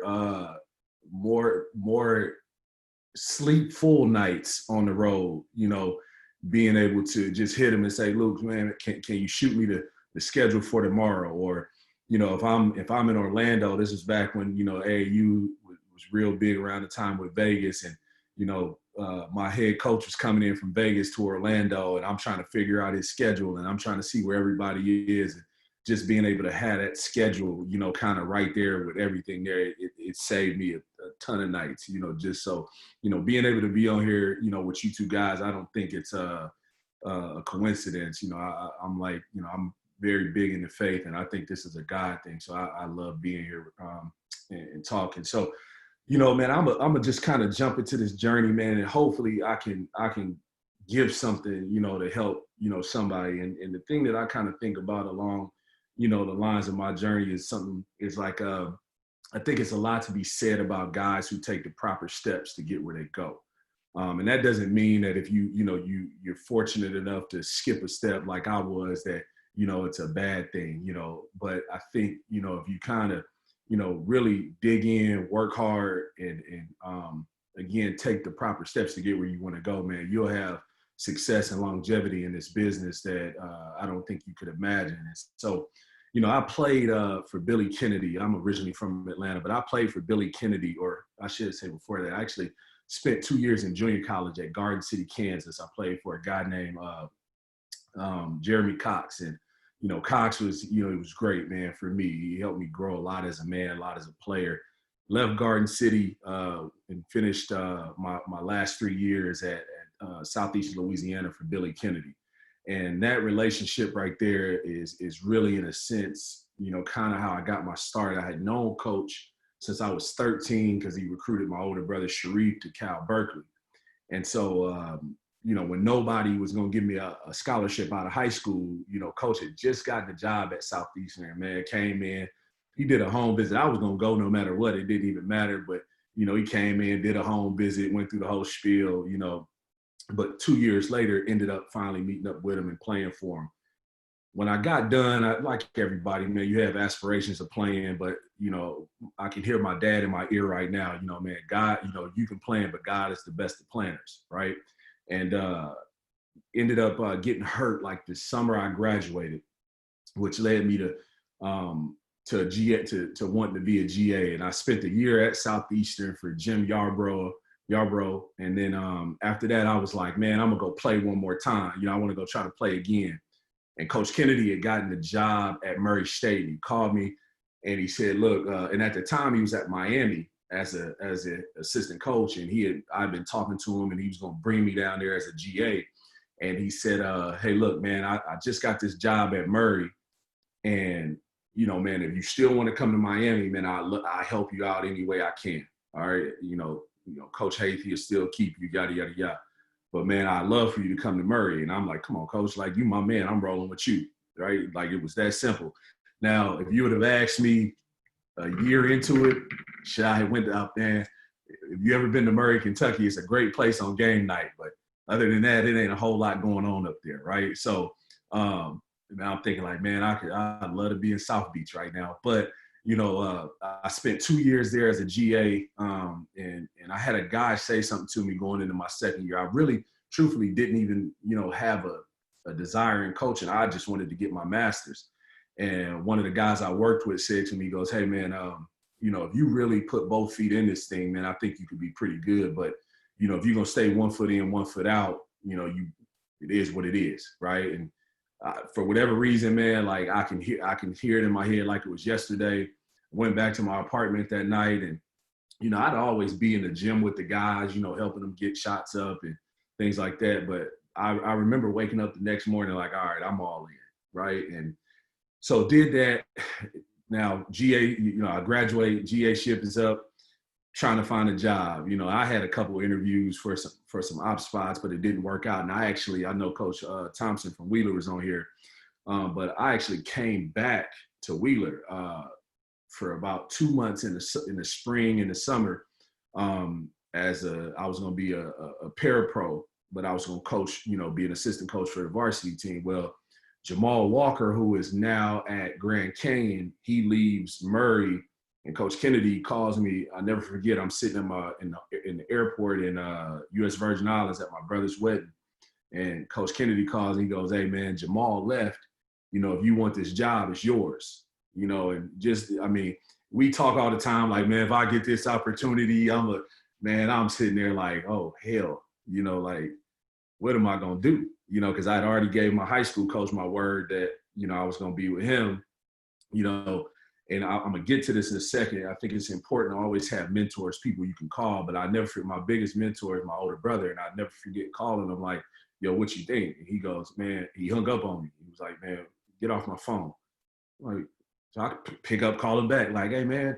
He like, Amir, man, like, you want to be a coach, right? I'm like, yeah. He's like, man, you need to go be a college coach. Like Lippa understand. So went back to Murray, man, spent 3 years as an assistant. Lucas said something I thought was very important. And he talked about it as far as managers and people like that. I think it's for assistants too. You know, there's no task too small. There's nothing beneath us. I can remember being a third assistant, and I'm on the road, I'm on the court and doing all that. And Coach Kennedy walks into my office and he's like, hey, plan the end of the year banquet. And I'm like looking at him like, end of the year banquet? Like, what you talking about? He's like, plan the end of the year banquet, man. I want this, this, this, and this. So as the third assistant, man, I'm on the phone with caterers and people with the little centerpieces and tablecloths, and I organized the banquet. But I think I say that to say, I think the pride that I took in organizing that banquet is the same pride I would take in making sure the development of our players was going to be on point. Like I wasn't going to halfway do something, you know, and it ended up being really good. Now I took I don't know if it's a conventional route or unconventional route. Well, I told you about how I think it's very hard to live in Murray at times, you know, and I had been there 5 years, and, you know, in Murray, man, it's either college student or married, you know, it's no young professionals, you know, so, man, I was kind of probably itching a little bit too much to leave. And we had great success, man. We had won the league twice, went to the tournament once. And, but I was just, man, I just had this itch. And what it ended up being was, it was like, you know, I had been in this spot for so long, or I say for so long, but I had been in that third spot. And, you know, I'm trying to find ways to grow and get better and learn. And, you know, it was kind of like, you know, I was going to be a star in that role that I was in, but I was wanting more, which led me to leave and take a job at Georgia Tech off the road, off the court, all right, as the director of player development. And I'll never forget, man, I'm sitting in my office and when practice starts, and I'm just like, man, I'm feeling it. I'm like, damn, like, man, I sure would love to be on the road or be on the court right now, you know, because that part of it I missed. But I'll tell you something. Brian Gregory, man, he made me keep stats every day on a whiteboard. All right. So every day, man, part of my job was when I got to the gym, I would roll a whiteboard out of the locker room to the practice court, and I would keep them stats, I tally them up, and I roll that whiteboard back to the locker room. Okay. Now, that was humbling because the year before, man, you know, I'm on the court and I'm coaching and I feel like I'm making an impact. But it goes back again to something Lucas said is, you know, when you have a job, you do it and you do it the right way. So, man, them stats was going to be on point every day. You know, that whiteboard it was going to be neat. It was, you know, when it was done, I was going to, you know, make sure it was where it needed to be. And I use that as an analogy to say, man, like it's nothing, it should be nothing that's beneath us, nothing too small, right? If you're trying to be as great as you're going to be. Well, I spent that year at Georgia Tech, ended up leaving and going to the College of Charleston for 2 years. And one of my favorite people in the world is on this call, Nori Johnson, who I had a chance to coach there. And for you guys wondering what David was talking about, you know, we come off, I think we beat, man, you know, this is how crazy college basketball is. Our first year there, man, we beat Boston College on a Sunday in the Charleston Classic. We go to Baylor, and this is back when they had Isaiah Austin, Corey Jefferson. They had some dudes, Pierre Jackson, and we go to Baylor and beat them at Baylor, right? We come back, I think, a week after that, and we lose to Anderson College. And so you go from beating, you know, kind of being on cloud nine to, you know, not really being focused in, and, you know, Anderson College comes on your court and they pop you, you know. So it was always something I remember, you know, so when we, you know, as we're approaching, you know, big games and, you know, just every day is like Coach Jones was saying, man, you got to be the same every day, not be too high, not be too low.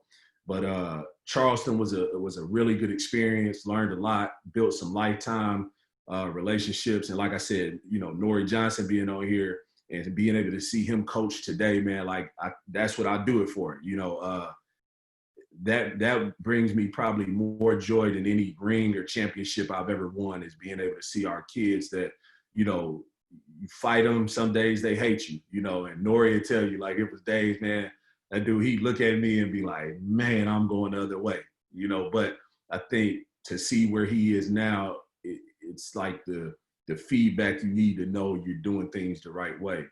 And so Charleston was, you know, great experience. Leave there, go to A&M, back with Coach Kennedy, and great experience. Won the first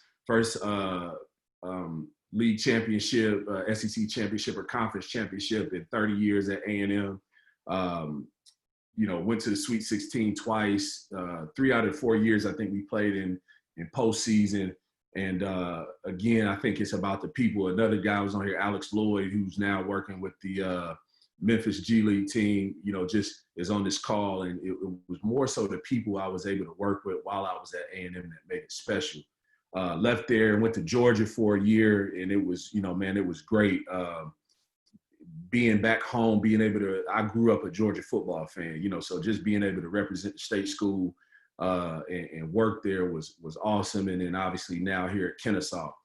And so hopefully that wasn't too long, and I'm gonna kind of not breathe. I would rather have you guys ask questions than me kind of ramble about, you know, what I think. But I want to share this with you real quick. David wanted me to talk about a couple nuggets, like just things that I think are really important to be successful in this business. One, you know, man, you got to be where your feet are. All right.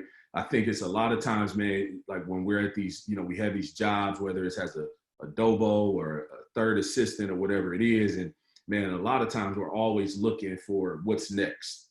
And a lot of times what you're not realizing is right where you are at that moment is exactly where you need to be, trying to be the best you can. So be where your feet are, no matter what. You know, you put a little reminders up, because I was guilty of kind of, when I was younger, looking at all these different places. It goes back to when I said I don't think it was a mistake, because I think it was a part of my development. But you know, when I was at Murray, I wasn't always where my feet were. You know, I was always looking for what's next. The next thing is, man, own your development.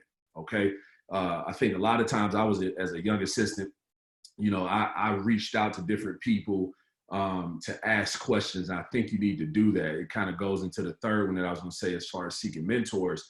But before you seek a mentor, man, you gotta have a passion for your own development. Something I tell kids we recruit right now is that, man, look, I'm not sure you're going to be recruited by a ton of good schools, but I really believe wholeheartedly that, my passion for the guys that we want to have in our program and their development as men, as players, and hopefully one day as, leaders, like, I don't know if you're going to find somebody more passionate about your development than me, but if I'm more passionate about your development than you are, then it's an issue, and it's not going to work the right way, right? Because I'm going to eventually get on your nerves. So as coaches, I think we've got to own our development too. And meaning, if you really sat down and critically thought through what you needed to do to grow, man, you would come up with a ton of different things, whether it's, how you build your network. It might be writing a letter, 500 letters, or it might be, I'm going to come up with 10 to 12 head coaches that I really like, and I'm going to write all them dudes. And then I'm going to find 20 assistant coaches that I like, and I'm going to write them or email them and follow up to build those relationships. It might be jumping on Synergy and just watching, NBA side out of bounds, right? Or finding who's the best baseline out of bounds team in college and studying that film. So own your development, but also seek those mentors. Find those people who you respect, and, don't make it it's something I learned from Coach Crean. Don't make it a one-sided thing where you're always asking questions. Be able to bring something to the conversation. It might be sharing an article. It might be sharing a video, but seek out mentors. A few things I've learned along the way, and you're going to keep hearing, I'm going to keep using this word premium on this. Like I talked about before with your development, put a premium on growth, okay? Don't always think you have to, you have to be doing one thing or the other. Like, if you're in a place or being one place compared to where you are, man, if I could go back again and do it all over, not that I would do it different, but the thing that I would think about more than anything is if I'm in a spot where I'm growing and we're winning, man, I'm not even thinking about leaving, right? It's like to what Coach Jones was saying earlier. Put a premium on people and relationships. I mean, think about this. Recruiting is cultivating and nurturing relationships. That's what it is, right? The relationships that you build on campus, those are the relationships that are going to allow you to navigate and move throughout that campus in a sense with no hiccups and no hitches, because it's people on campus. If you don't treat them the right way, or you don't acknowledge them, and that their job is important too, they'll make it hard on you to do the things you need to do within your campus. Okay. And then coworkers. I think, man, all you guys work with somebody, or multiple people who I think you can learn from. Like, again, Alex Lloyd is on here, and man, I probably went and sat in Alex Lloyd's office more times at A&M when he was our, I guess it was our director of, I don't want to say video coordinator, but that's the whatever, but he was more than that, right? But I would go sit in his office just to pick his brain, because he had been in the video room with the San Antonio Spurs, and he was passionate about the game, and like he understood, like the way he looked at offense was different. Like, I knew defense, but the way he looked at offense was different. So I would bounce things off of him, and I learned a ton from him, right? And he wasn't technically on the court. Like, he was probably the best coach we had, to keep it 100 with you. Right? Like, I think he was that, like, I really believed he was that good, So put a premium on people and relationships. Put a premium on evaluating. Like I talked about with Coach Jones, you got to know the difference between recruiting and evaluating. Recruiting is obviously you're targeting who you want to get to know or possibly bring into your program. But the evaluation of who they are as a person, who they are as a player. Do they fit the community and the culture of where your school is? Do they fit your head coach? Are they respectful? Right? Like I like Tanner Smith's on here, one of the guys on my staff, and I never forget. We sit down as a staff within the first week or two that we're together, and they're like, "All right, coach, you know, man, recruiting. I said, man, look, we got one rule, no assholes. All right, no assholes. And they like looking at me like, well, what you mean? I'm like, look, I can deal with a kid who may be somewhat at risk. I can coach that, right? Like that's no problem. But if a kid isn't respectful to his parents, isn't respectful to his coaches, not a good teammate, that's my definition of asshole. I can't coach that. Because if he doesn't respect his mom or his dad or his coach that's been coaching him for 10 years, man, the hell you think gonna happen when we get him? Man, we gonna be fighting that dude every day, right? So I would just rather, in a sense, you know what, man, let's focus on dudes that, you know, they're not perfect, but man, they want to be coached. You know, they're respectful. So that's our one rule. Like when it comes to recruiting, I'll go to Alaska or wherever to recruit as long as the kid is about the right thing. All right. And then lastly, I would say, you know, is put a premium on winning, man. Don't move just to move. You know, man, you'll get more done. You'll get more recognition, and people will seek you out if you're a part of winning. It's no question in my mind. Like I don't get Charleston if we hadn't won like the way we had won at Murray State, right? I don't, you know, Coach Kennedy doesn't bring me back with him at A&M if I didn't do a good job for him when we won at Murray State. And then I don't think Tom Crean hires me at Georgia if we hadn't had the success we had in the SEC and when I was at A&M, you know. So I just say, man, put a premium on winning because it's nothing better than that, right? From a growth standpoint. And then Dave wanted me to just hit on staff characteristics.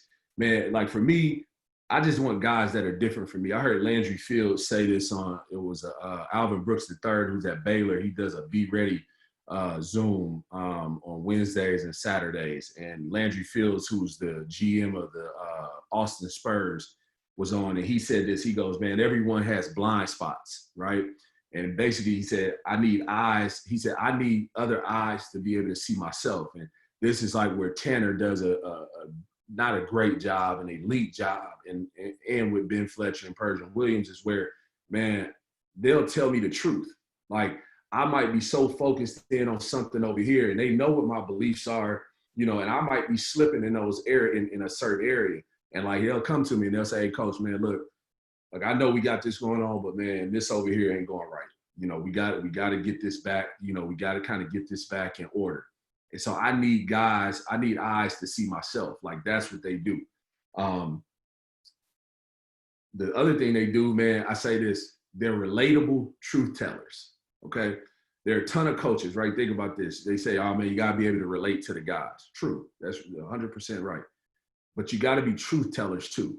Okay. Like those three guys that I have on my staff, they are relatable truth tellers, meaning they can relate to the guys, but they're not afraid to tell them the truth, right? If they ain't on top of their job, on the court, in the classroom, in the community, man, I don't have to worry about always being the one to voice when somebody's not doing it. Tanner's gonna do it. Persian's gonna do it. Ben's gonna do it.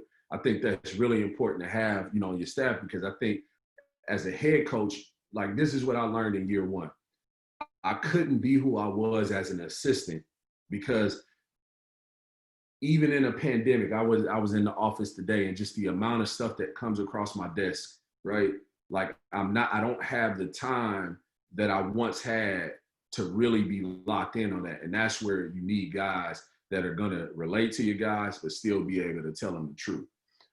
Treat people the right way. I mean, obviously you see what we're going through right now, all right, in our country. It's super important, man, to treat people the right way, man. And I got, like, as an assistant, man, your head coach can have the greatest reputation ever. But like, if you're out there in a sense representing him and you're a jerk, like that's a stain on his reputation. So if you care about your head coach, treat people the right way. Treat them the way you know he would want you to treat them. And then lastly, man, just have a passion for learning. I think you got to be open to change. Like, I'm always trying to, you know, I know who I am as a coach. I know what my core values are. I know who I want to be every day, day in and day out.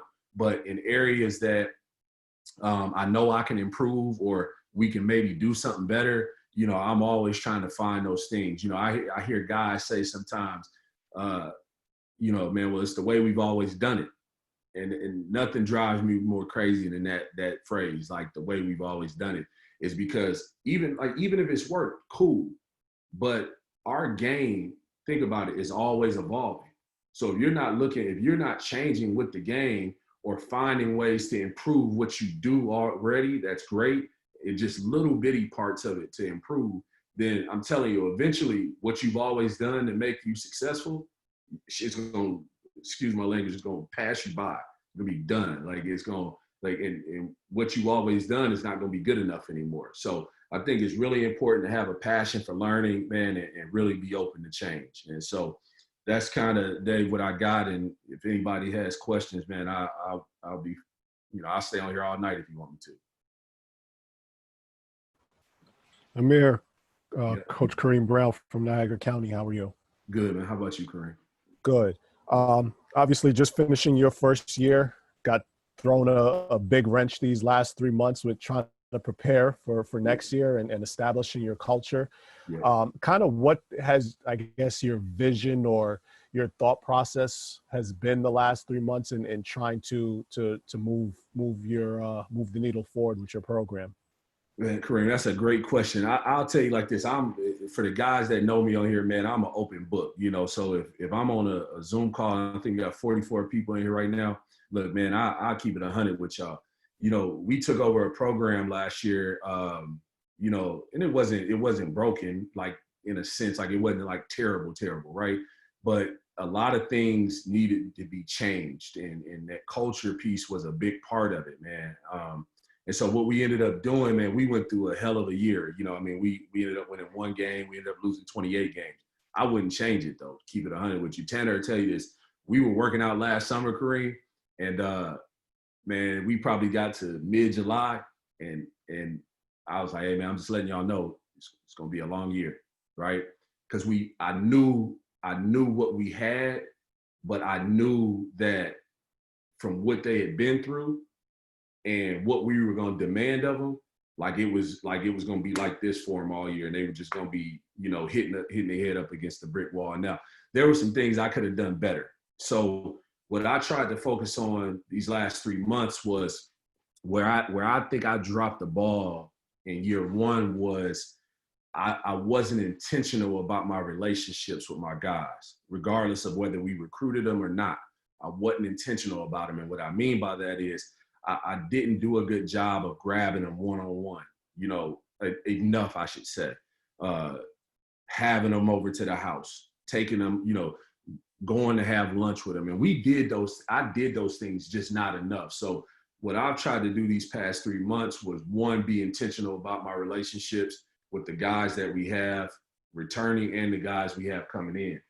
The other thing that I've tried to do is help them be intentional about their relationships with each other. Because the thing I truly believe is this, is that if we can find a way to help them create a bond that's tighter than anything, like Coach Jones said, he thinks they have the most connected locker room in the country, right? And they do, right? I watch them, man, like I think they super connected, right? If we can find a way to connect our guys, then I think, man, those close games, we're going to win. When things, you know, when we start out a game well, and then we hit a low streak, you know, or a low momentum part, and then come back, like we're going to be able to overcome those things a lot better. Like we'll be light years more talented than we were, but I don't want to just hang my hat on that this year. You know, I want to make sure that bond is legit. So we've obviously, like everybody, the Zoom calls, but our Zoom calls have had themes to them. We talked about body language and the power of positive body language and how negative body language can hurt you. We had a former Navy SEAL talk to our guys about the importance of communication within a team. We talked about another thing was individual work ethic, right? And how it creates team work ethic. And Alex Caruso was a guy that we coached at Texas A&M, and Caruso's journey to where he is now with the Lakers And he'll tell you it's like his going into his junior year, his work ethic wasn't where it should be. But his senior year, it was totally different, and it's helped him be who he was and get to where he is right now. So those are just some things we've been doing, man, and just, again, trying to be intentional about, our relationships with them. Appreciate it. For sure. Hey, Coach, got a question. So you've obviously been at, the schools, 2 schools in the SEC and some other successful programs like Mary State. What do you see some of the biggest challenges of being at a HBCU where typically some of those schools aren't the most well-funded, in the athletic department? Well, I'll just say this, man. What I try to do, Jonathan, man, is I think we all know what the elephant in the room is. Man, I really try to focus on like what we have, right, than what we don't, And so the challenge is like anytime you don't have the resources you need to do, whether it's go on the road and recruit the way you want to recruit, or, if you're playing Thursday, Saturday, or Wednesday, Saturday, whatever it is, and man, you can't stay at the nicest hotel or take the nicest bus. Obviously, those things factor in. But, the thing that, man, we focus on more than anything is, if you've ever been to our campus, I think we got the best campus in the state. It's not close, because I could go through it, but it's not either here nor there. I think our location to talent, to recruiting is incredible. And then the last part of it is, man, I think the people that we have around our program, from our staff to like our president, she's big time, she's progressive. She loves basketball, right? So I think those are the things that we try to focus on, more than anything. And, what we can't overcome from a resource standpoint, man, we go out and, we fundraise our face off, and try to make it, better from that standpoint.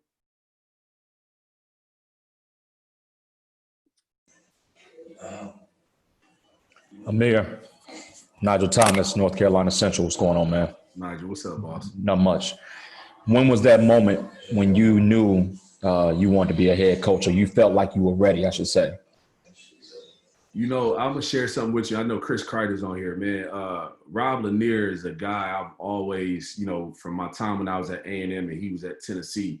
And whenever I had a chance to kind of, on the road, just bump into him, he was one guy, man, truthfully, like I would go out of my way, right, to find sometimes, just because he'd always give me something, right, that either sparked a thought or changed my thought, right?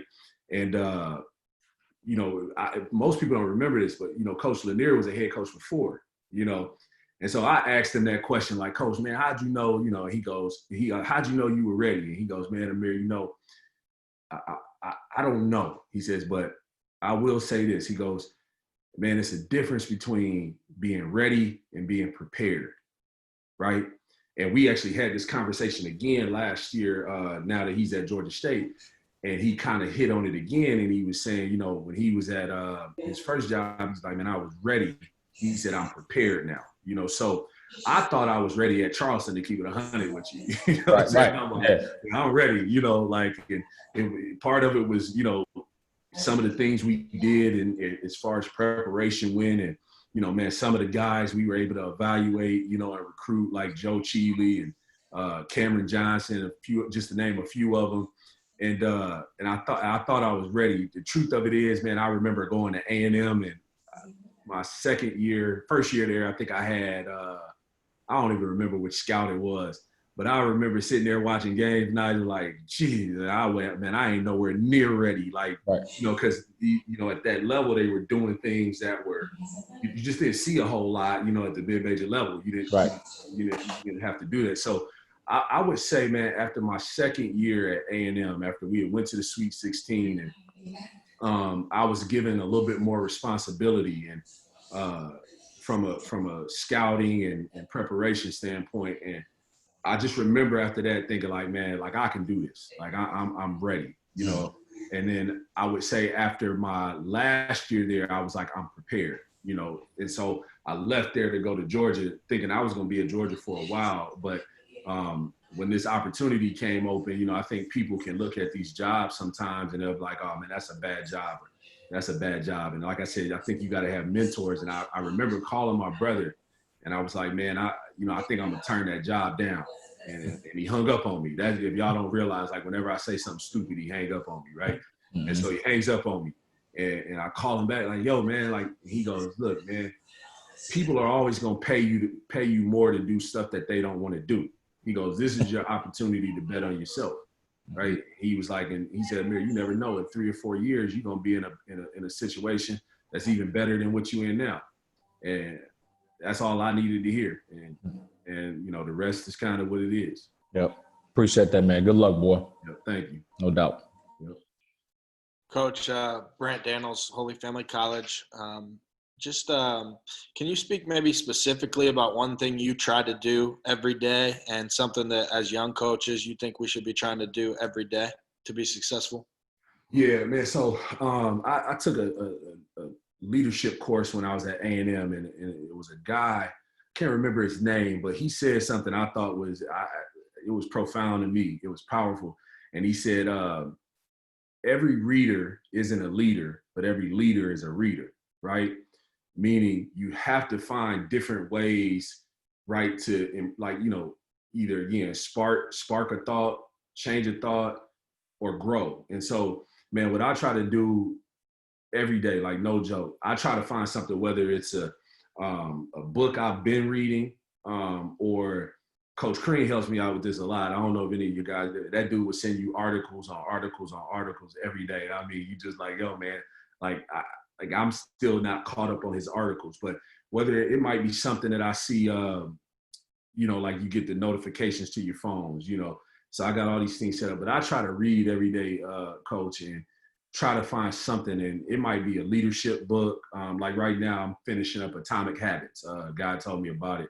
So I'm finishing up Atomic Habits right now. And just because I know like my habits aren't as great as I would want them. So I'm trying to figure out how to improve them, you know, from a head coach standpoint. So it's something I think you got to do every day. And then the other thing is, man, you know, finding a way to, you know, even if it's for 20 minutes, man, working out, like going on a walk or something, just to, in a sense, for me, it's a way to clear my mind and to think through some things. And, you know, what I've learned is, man, when I'm out walking, and I've come up with some really good ideas or some things I want to ask my staff that can help us get better. And, you know, so those are the two things I try to do every day. Awesome. Appreciate you. Absolutely. I guess, Coach, I got another question. Yep. How have you had to adjust your recruiting style going from, you know, Georgia and Texas A&M to going to a school like Kennesaw State? I haven't. And I don't say that to be arrogant or anything like that. But, you know, for us, man, you know, again, I look at Kennesaw, man, and I think it can be elite, man. I really do. And so, you know, when we talked for the first time as a staff, and I told him, I was like, man, I want to be in the recruiting battles with, you know, Georgia State and Georgia Southern and UAB, and, you know, because we got to get a kid here who's, in a sense, better than our conference. Like, that's how you get good. That's how you stay good. And that's how you get to the tournament. You know, when I was at Murray State, I know there was a coach on here from Gulfport, Mississippi. Man, we had a kid named Isaiah Cannon from Biloxi, right? And when we got Isaiah Cannon at Murray, game changer, different, like, period. And truth of it is, he probably should have been at Ole Miss or Mississippi State, you know. But that goes back to evaluating. He played on the team, Jonathan, with a kid named Jalyssus Nobles. I think Jalyssus ended up going to Arkansas.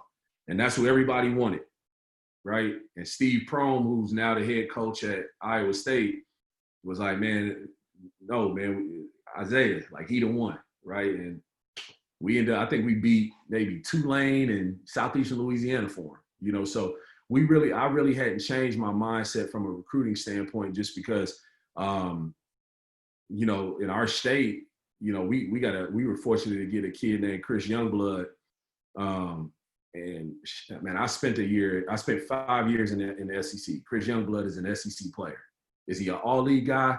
I don't know, right? But I know by the time he a junior or senior, he gonna be the dude on the scouting report. Everybody like, damn, man, we gotta play this dude again. In our league, he gonna be whatever you want to be. You know, one, because he's talented, two, because his work ethic is insane.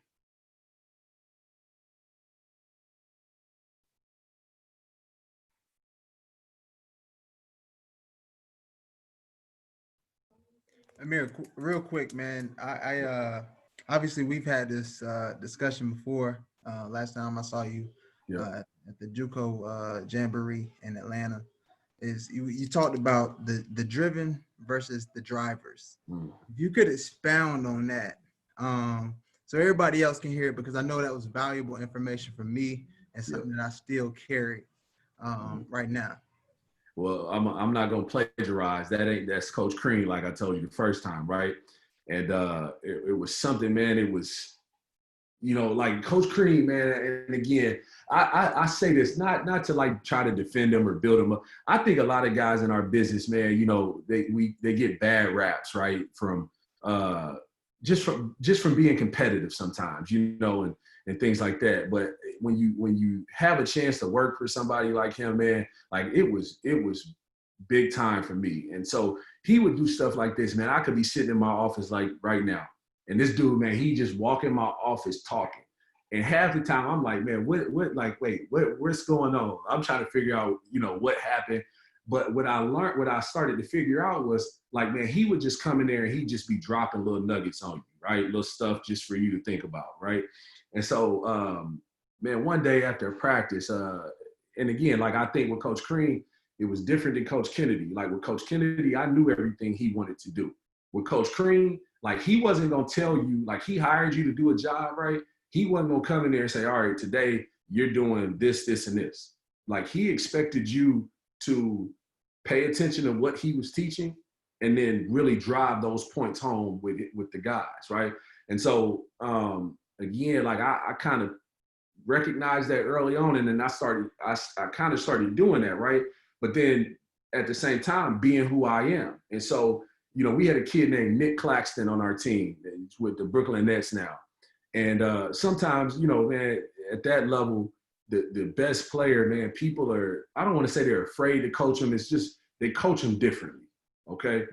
Well, man, like I'm probably stupid and, you know, half the time, man, I'm coaching the hell out of Nick. Like dog, like, man, do it again. Like, man, you better than that. Like, man, you a better player than that, man. Like, do the rep, do a game rep. You know, like I'm at him every day, you know. And coach walks into my office after this practice and he goes, the driven and the driver. And I'm like, all right.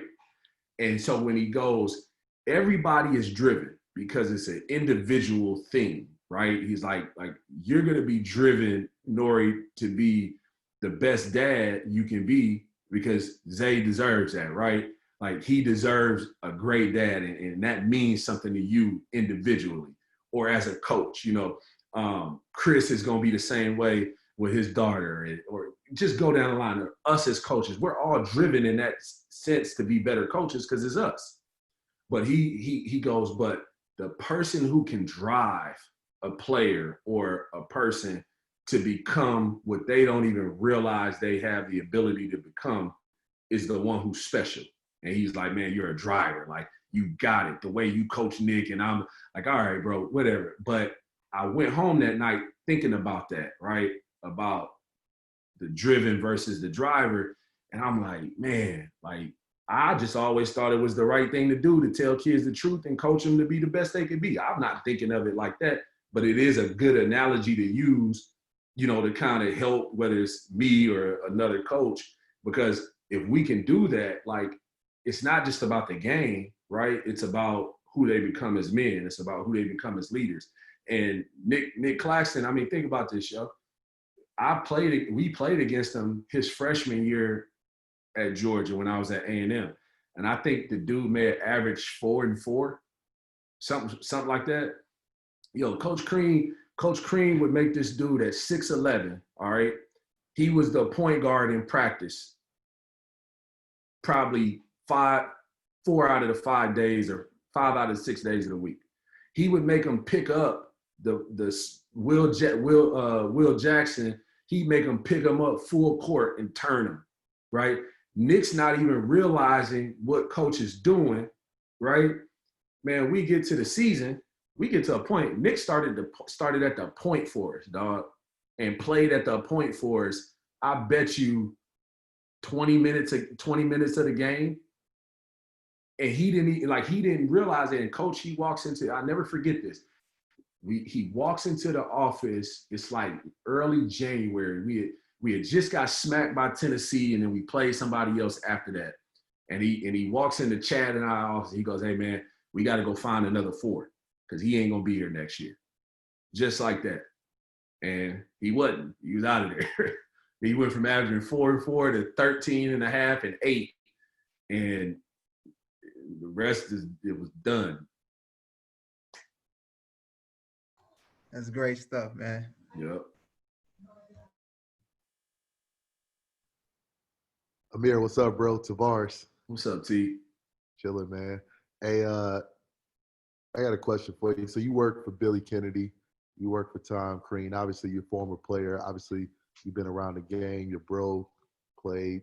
How did you come up with your defensive philosophy, and which one of the pieces in your life was sort of influenced you? Was it your game? Was it your bro watching the pro game? Was it, Kennedy? Was it Crean? Like, how'd you come up with your defensive philosophy, and what is it? You know what? It's I would say 2 people. I would say Doug Lipscomb, my high school coach, and Billy Kennedy.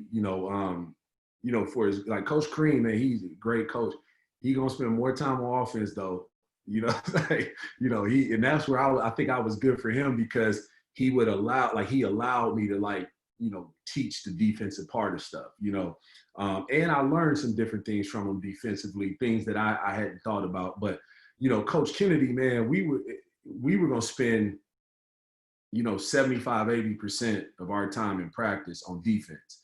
And so the thing, T, this as a head coach, and the different guys you work for, you can't be them, right? Because your players would know it's not really you, right? But you can take things away from each guy, whether it's JT3 or the different, who'd you work for at Northwestern, Coach Carmody? Yeah, Carmody in college for about 2 months in a row. That's right.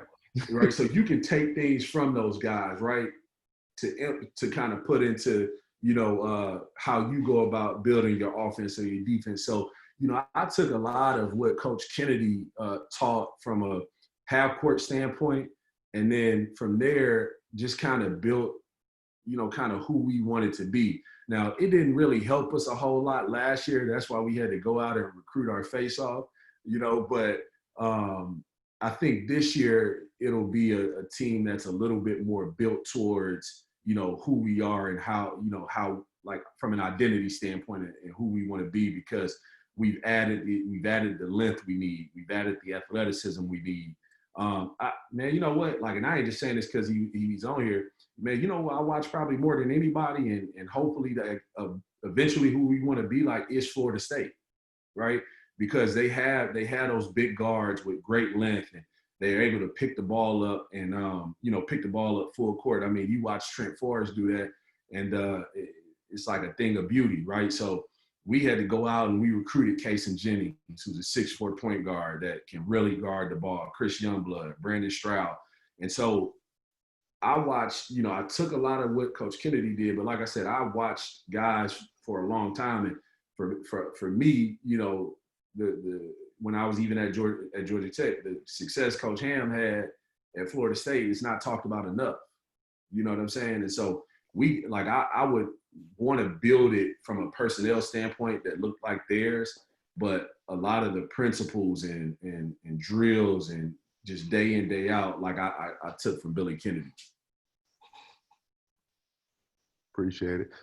Just real quick, I forgot to tell you, Brian Gregory recruited me to Northwestern. Is that right? And Billy Schmidt was my position coach. Man, I lived with Billy Schmidt for 3 months when we first got to Georgia Tech. Me and you, we got to talk about that offline. Yeah. I got some ones for you. Oh, man. Amir, E. Davis here, man. How you doing? E, what's up, man? Man, trying to make $1 out of 15 cents. I hear you. Tell me this. How did you keep your how did you keep your guys locked in with the difficult season you had this year, and how did you keep your cool as competitive as you are? How were you able to maintain throughout the season? Because I came to a practice, I was out recruiting, and I just wanted to see, because I struggled my first year or so at Armstrong, and I had my days. I had my days where I wanted to pull my hair out. I wanted to go east side on them. But when I came to your practice, I mean, you were calm, cool, collective. Your guys were responding despite the record, and I was very impressed with how you carried yourself and how your guys responded. And I asked you, and you told me, they responded off this instead of that. But I want you to, if you could, delve in that a little bit more. Yeah, I appreciate you asking that. And just so y'all know, man, E. Davis and my brother and them, man, they were supposed to repeat as state champs as senior year. And E. Davis and them went 33-0 and knocked them off. And they had a really, really good team. But man, I can't take credit for me remaining calm. All the credit would go to my staff. Like as you were asking that question, I see Tanner over here trying to hold back his laugh, right? And what it was like, man. What I found out early on, man, was that, you can want something so bad for somebody, right? It goes back to what we talked about development. Like if I want it more than you do, right? Like eventually, like it's going to be friction because I'm going to be pushing you, right? And you're going to be pushing me back. And I just feel like at the end of the day, in the position we're in, it's our job to bring that out of guys, And so, where I was really fortunate, man, and I didn't know I knew I hired really good guys on my staff, but, man, whether it was Ben Fletcher saying, hey, man, you ain't like, hey, just, relax, right? Or whether it was Tanner whispering in my ear, hey, man, help on the way, right? Just little small things, man, they would do. Persian would say, man, this is true. I'm not afraid. This is funny, right? Persian would say, hey, man, your daughter's here, man. Your daughters are here, right? And I'm like, all right. And so they did different things to kind of keep my mind focused on the task at hand. You know what I mean? And so the other part of it was that, man, I didn't think them dudes were trying to be bad on purpose, like I really didn't. I think at the end of the day, they had been through a lot of losing, before we got there. And the things we were asking them to do on a day in, day out basis, nobody had ever, like, forget the basketball, right? Hey man, be on time for study hall. Okay. Be on time for class. When you walk, when you, man, when you walk in to a building, man, please take your hat off, right? Or, man, it's you and you about to walk in, man, hold the door for the girl behind you, right? Just little things. So, I mean, that was a fight in itself, right? So when it came to practice and us, trying to help them become competitive, like, man, I really believe it's something, I don't know if you can teach a kid to be competitive. It's got to be something that they want deep down inside. So, man, it was really a testament to the staff, because I'm telling you, if I had dudes that was like I was last year, oh man, man, they probably fired me, because man, it was days I wanted to come in there and lose it, But again, I had Tanner and Ben and Persian to say, hey man, look, we're gonna be all right. Like, we're doing it the right way, we're teaching it the right way, we're gonna be fine. So that's kind of really what it was. I was impressed, nevertheless, man. There's not many good coaches out there that don't have a good staff. So you've done a good job, man. And help has arrived, I see. Yes, sir. Good luck to you, boss. I appreciate it, man. Hey, Amir, it's your boy LT, man. Want to piggyback a little bit on E. Davis' question. From a person that came to a number of practice, I got to see him be a little non-cool, so to speak. With us being out of the gym for a while, and E. Davis just elaborate on your comments, what are you most anxious about to get back to your guys as far as, you know, other than just being on the court? What are you most anxious about to get back to with them? Yeah, man, you know, again, it's just being around them, you know, like really, really getting to know them. Again, like being intentional about, you know, those relationships. Like, I don't worry. Like, I promise you, this may sound crazy. The last thing on my mind with this group is work ethic. Like, I mean, if I could just, and I'm bragging on them, and it's still a lot to do, and it's a lot we got to put together in order to get to where we need to get to. But the competitive work ethic part of it, I don't worry about. It's more so getting to know who they are and like helping them realize, or helping them kind of critically think through who they want to be day in, day out. You know, who's gonna be the leaders, right? Who's gonna be the alphas? Who are the guys that are gonna be the glue that kind of holds everything together? Like, I got an idea of who that is, but man, I could be totally wrong. I might have a guy who I think is glue, right, that ends up being an alpha, and vice versa. You know, so man, I'm anxious to get back, just to be around them, get to know them even more than what we already know about them. And then, man, like I said, man, just be, you know, I am, like, I know it's not on the court, but I'm ready to get on the court and just work with them. You know, this is no joke, man. I would say before 10:30, 11 o'clock, every day, there's no joke, I probably get about 5 or 6 texts, and each day is somebody different. You know, hey, coach, man, I'm going to the gym to, you know, do this. What do I need to be working on, you know, as far as this goes? Or, coach, man, I'm about to go to the weight room. You know, I talked to Coach K, our strength coach, and he told me, boom, boom, boom. Hey, coach, who I need to call today? Man, coach, I got a call from, man, this kid. He told me he's going to be a part of the team next year. He hit me on Instagram, what I need to do, what I need to say to him. Like that, like that's when you get in that thing where you want it, you know. So that I'm more excited just to be around them, man, and learn from them. They'll, like, to be 100 with you, learn what they have to bring to the table.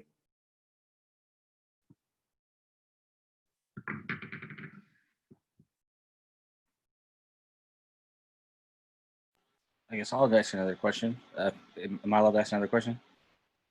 Go for it, John. Okay, cool. I got a lot today. What do you kind of see for the future? What kind of goals or things do you want to implement in your program? And, you know, as you continue to progress and hopefully you guys have success like everybody else, wants to do you see some of your values potentially changing as far as like priority? Like maybe you value things less than other things that you originally started out with?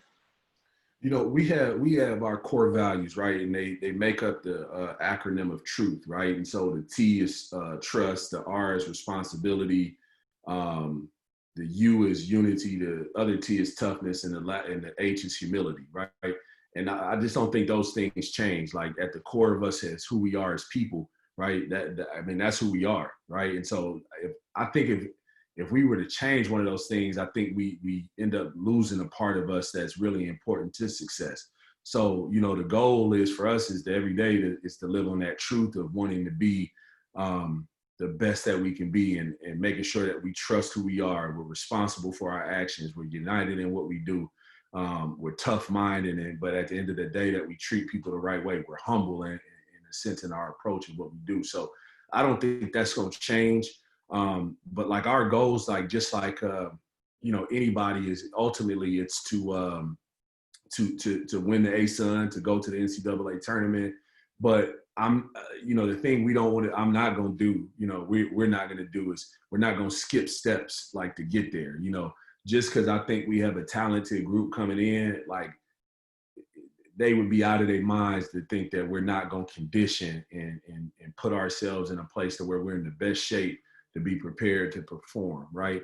Or we're not going to get to practice and, when you work for Billy Kennedy, you do a closeout drill every day. And it's part of who I am, right? And so we're going to close out, right?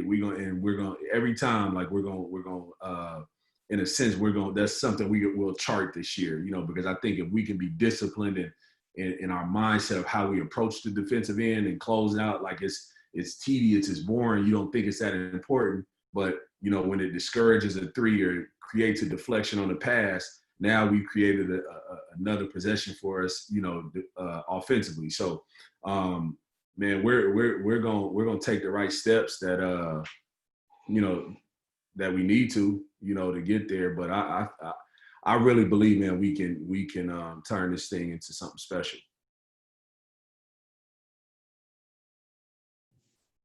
Hey, Amir, Coach Morrow down at Chipola. I know earlier you kind of mentioned with Coach Lanier just the difference between being ready and being prepared to be a head coach. Is there anything looking back on it that you do differently to be prepared, or maybe one or two things that you did yourself to help you prepare to be a head coach? The thing I would tell, the thing I would tell all you guys that aspire to be a head coach at the Division I level is, obviously know what APR is, right? Because when you take a job, a lot of guys don't realize how important that APR is. You're like, I knew what it was and knew that, we were, gonna have limitations on what we could do. But to be able to know like who you can move so you can set your roster up the way you want to set it up, I think is really important. I think that, your first, you hear guys talk about 90 days a lot, right? Man, hell, 30 days is enough, right? And just know that you're going to have to adjust, day in, day out. If you don't already do this, man, work off of like a to-do list each day so you can stay efficient with your time, and understand that you're not probably going to get through that list every day, but like prioritize, what needs to be done. And then, you slowly mark those things off. Because as a head coach, man, like I remember getting a job and I had this to-do list, Coach Morrow, man, it was probably 100 yards long, right? And man, you laugh at it. I laugh at it to this day. I never forget, man. I'm sitting at my desk. This is probably my second weekend, and I'm overwhelmed. Like it ain't no tomorrow. Like, man, I get up, push away from the desk. Man, I just go walking around campus for like 45 minutes, right? And I say it's like, man, seek out mentors, right? Because Shaka Smart was like always a guy, like even when he was at BCU, I heard him speak at a consortium in Vegas, and he gave his number, and man, I just reached out, right? And he would always respond. And for whatever that day, man, he just texted me, hey man, I'm just checking on you. I'm like, man, coach, I'm overwhelmed. He said, man, don't think you got to do everything on that to-do list. It literally, like, those were his words. And I'm like, damn. How do you know I had a to-do list, But like, in which that gave me a peace of mind, like, okay, I don't have to get all this done. The last thing I would say is delegate. Like even in your roles that you have now as assistants, right? Like you have different things you do, but you also have GAs and an ops guy. And you know what, if you care about them and their development, man, some of those things that you can give them, man, give them to them, right? And help them grow, help them know what it's like to have or what real quality work is, because the truth of it is sometimes you'll have people that do that, they'll leave there, they'll go somewhere else, and nobody's ever told them, hey man, this can be better, or you know what, man, if you think about it like this, so if you learn how to delegate in your role where you are now, when you become a head coach, it becomes better. You'll be even better, because again, the one thing I'm able to do is I can give Tanner something, and I ain't got to worry about how it's going to be done, right? Because I know he cares about the quality of his work, because somebody before, where he worked at, they probably told him like, hey man, this can be better. You can do this. But at the same time too, Tanner, he has a real level of care about, who he is and what he does.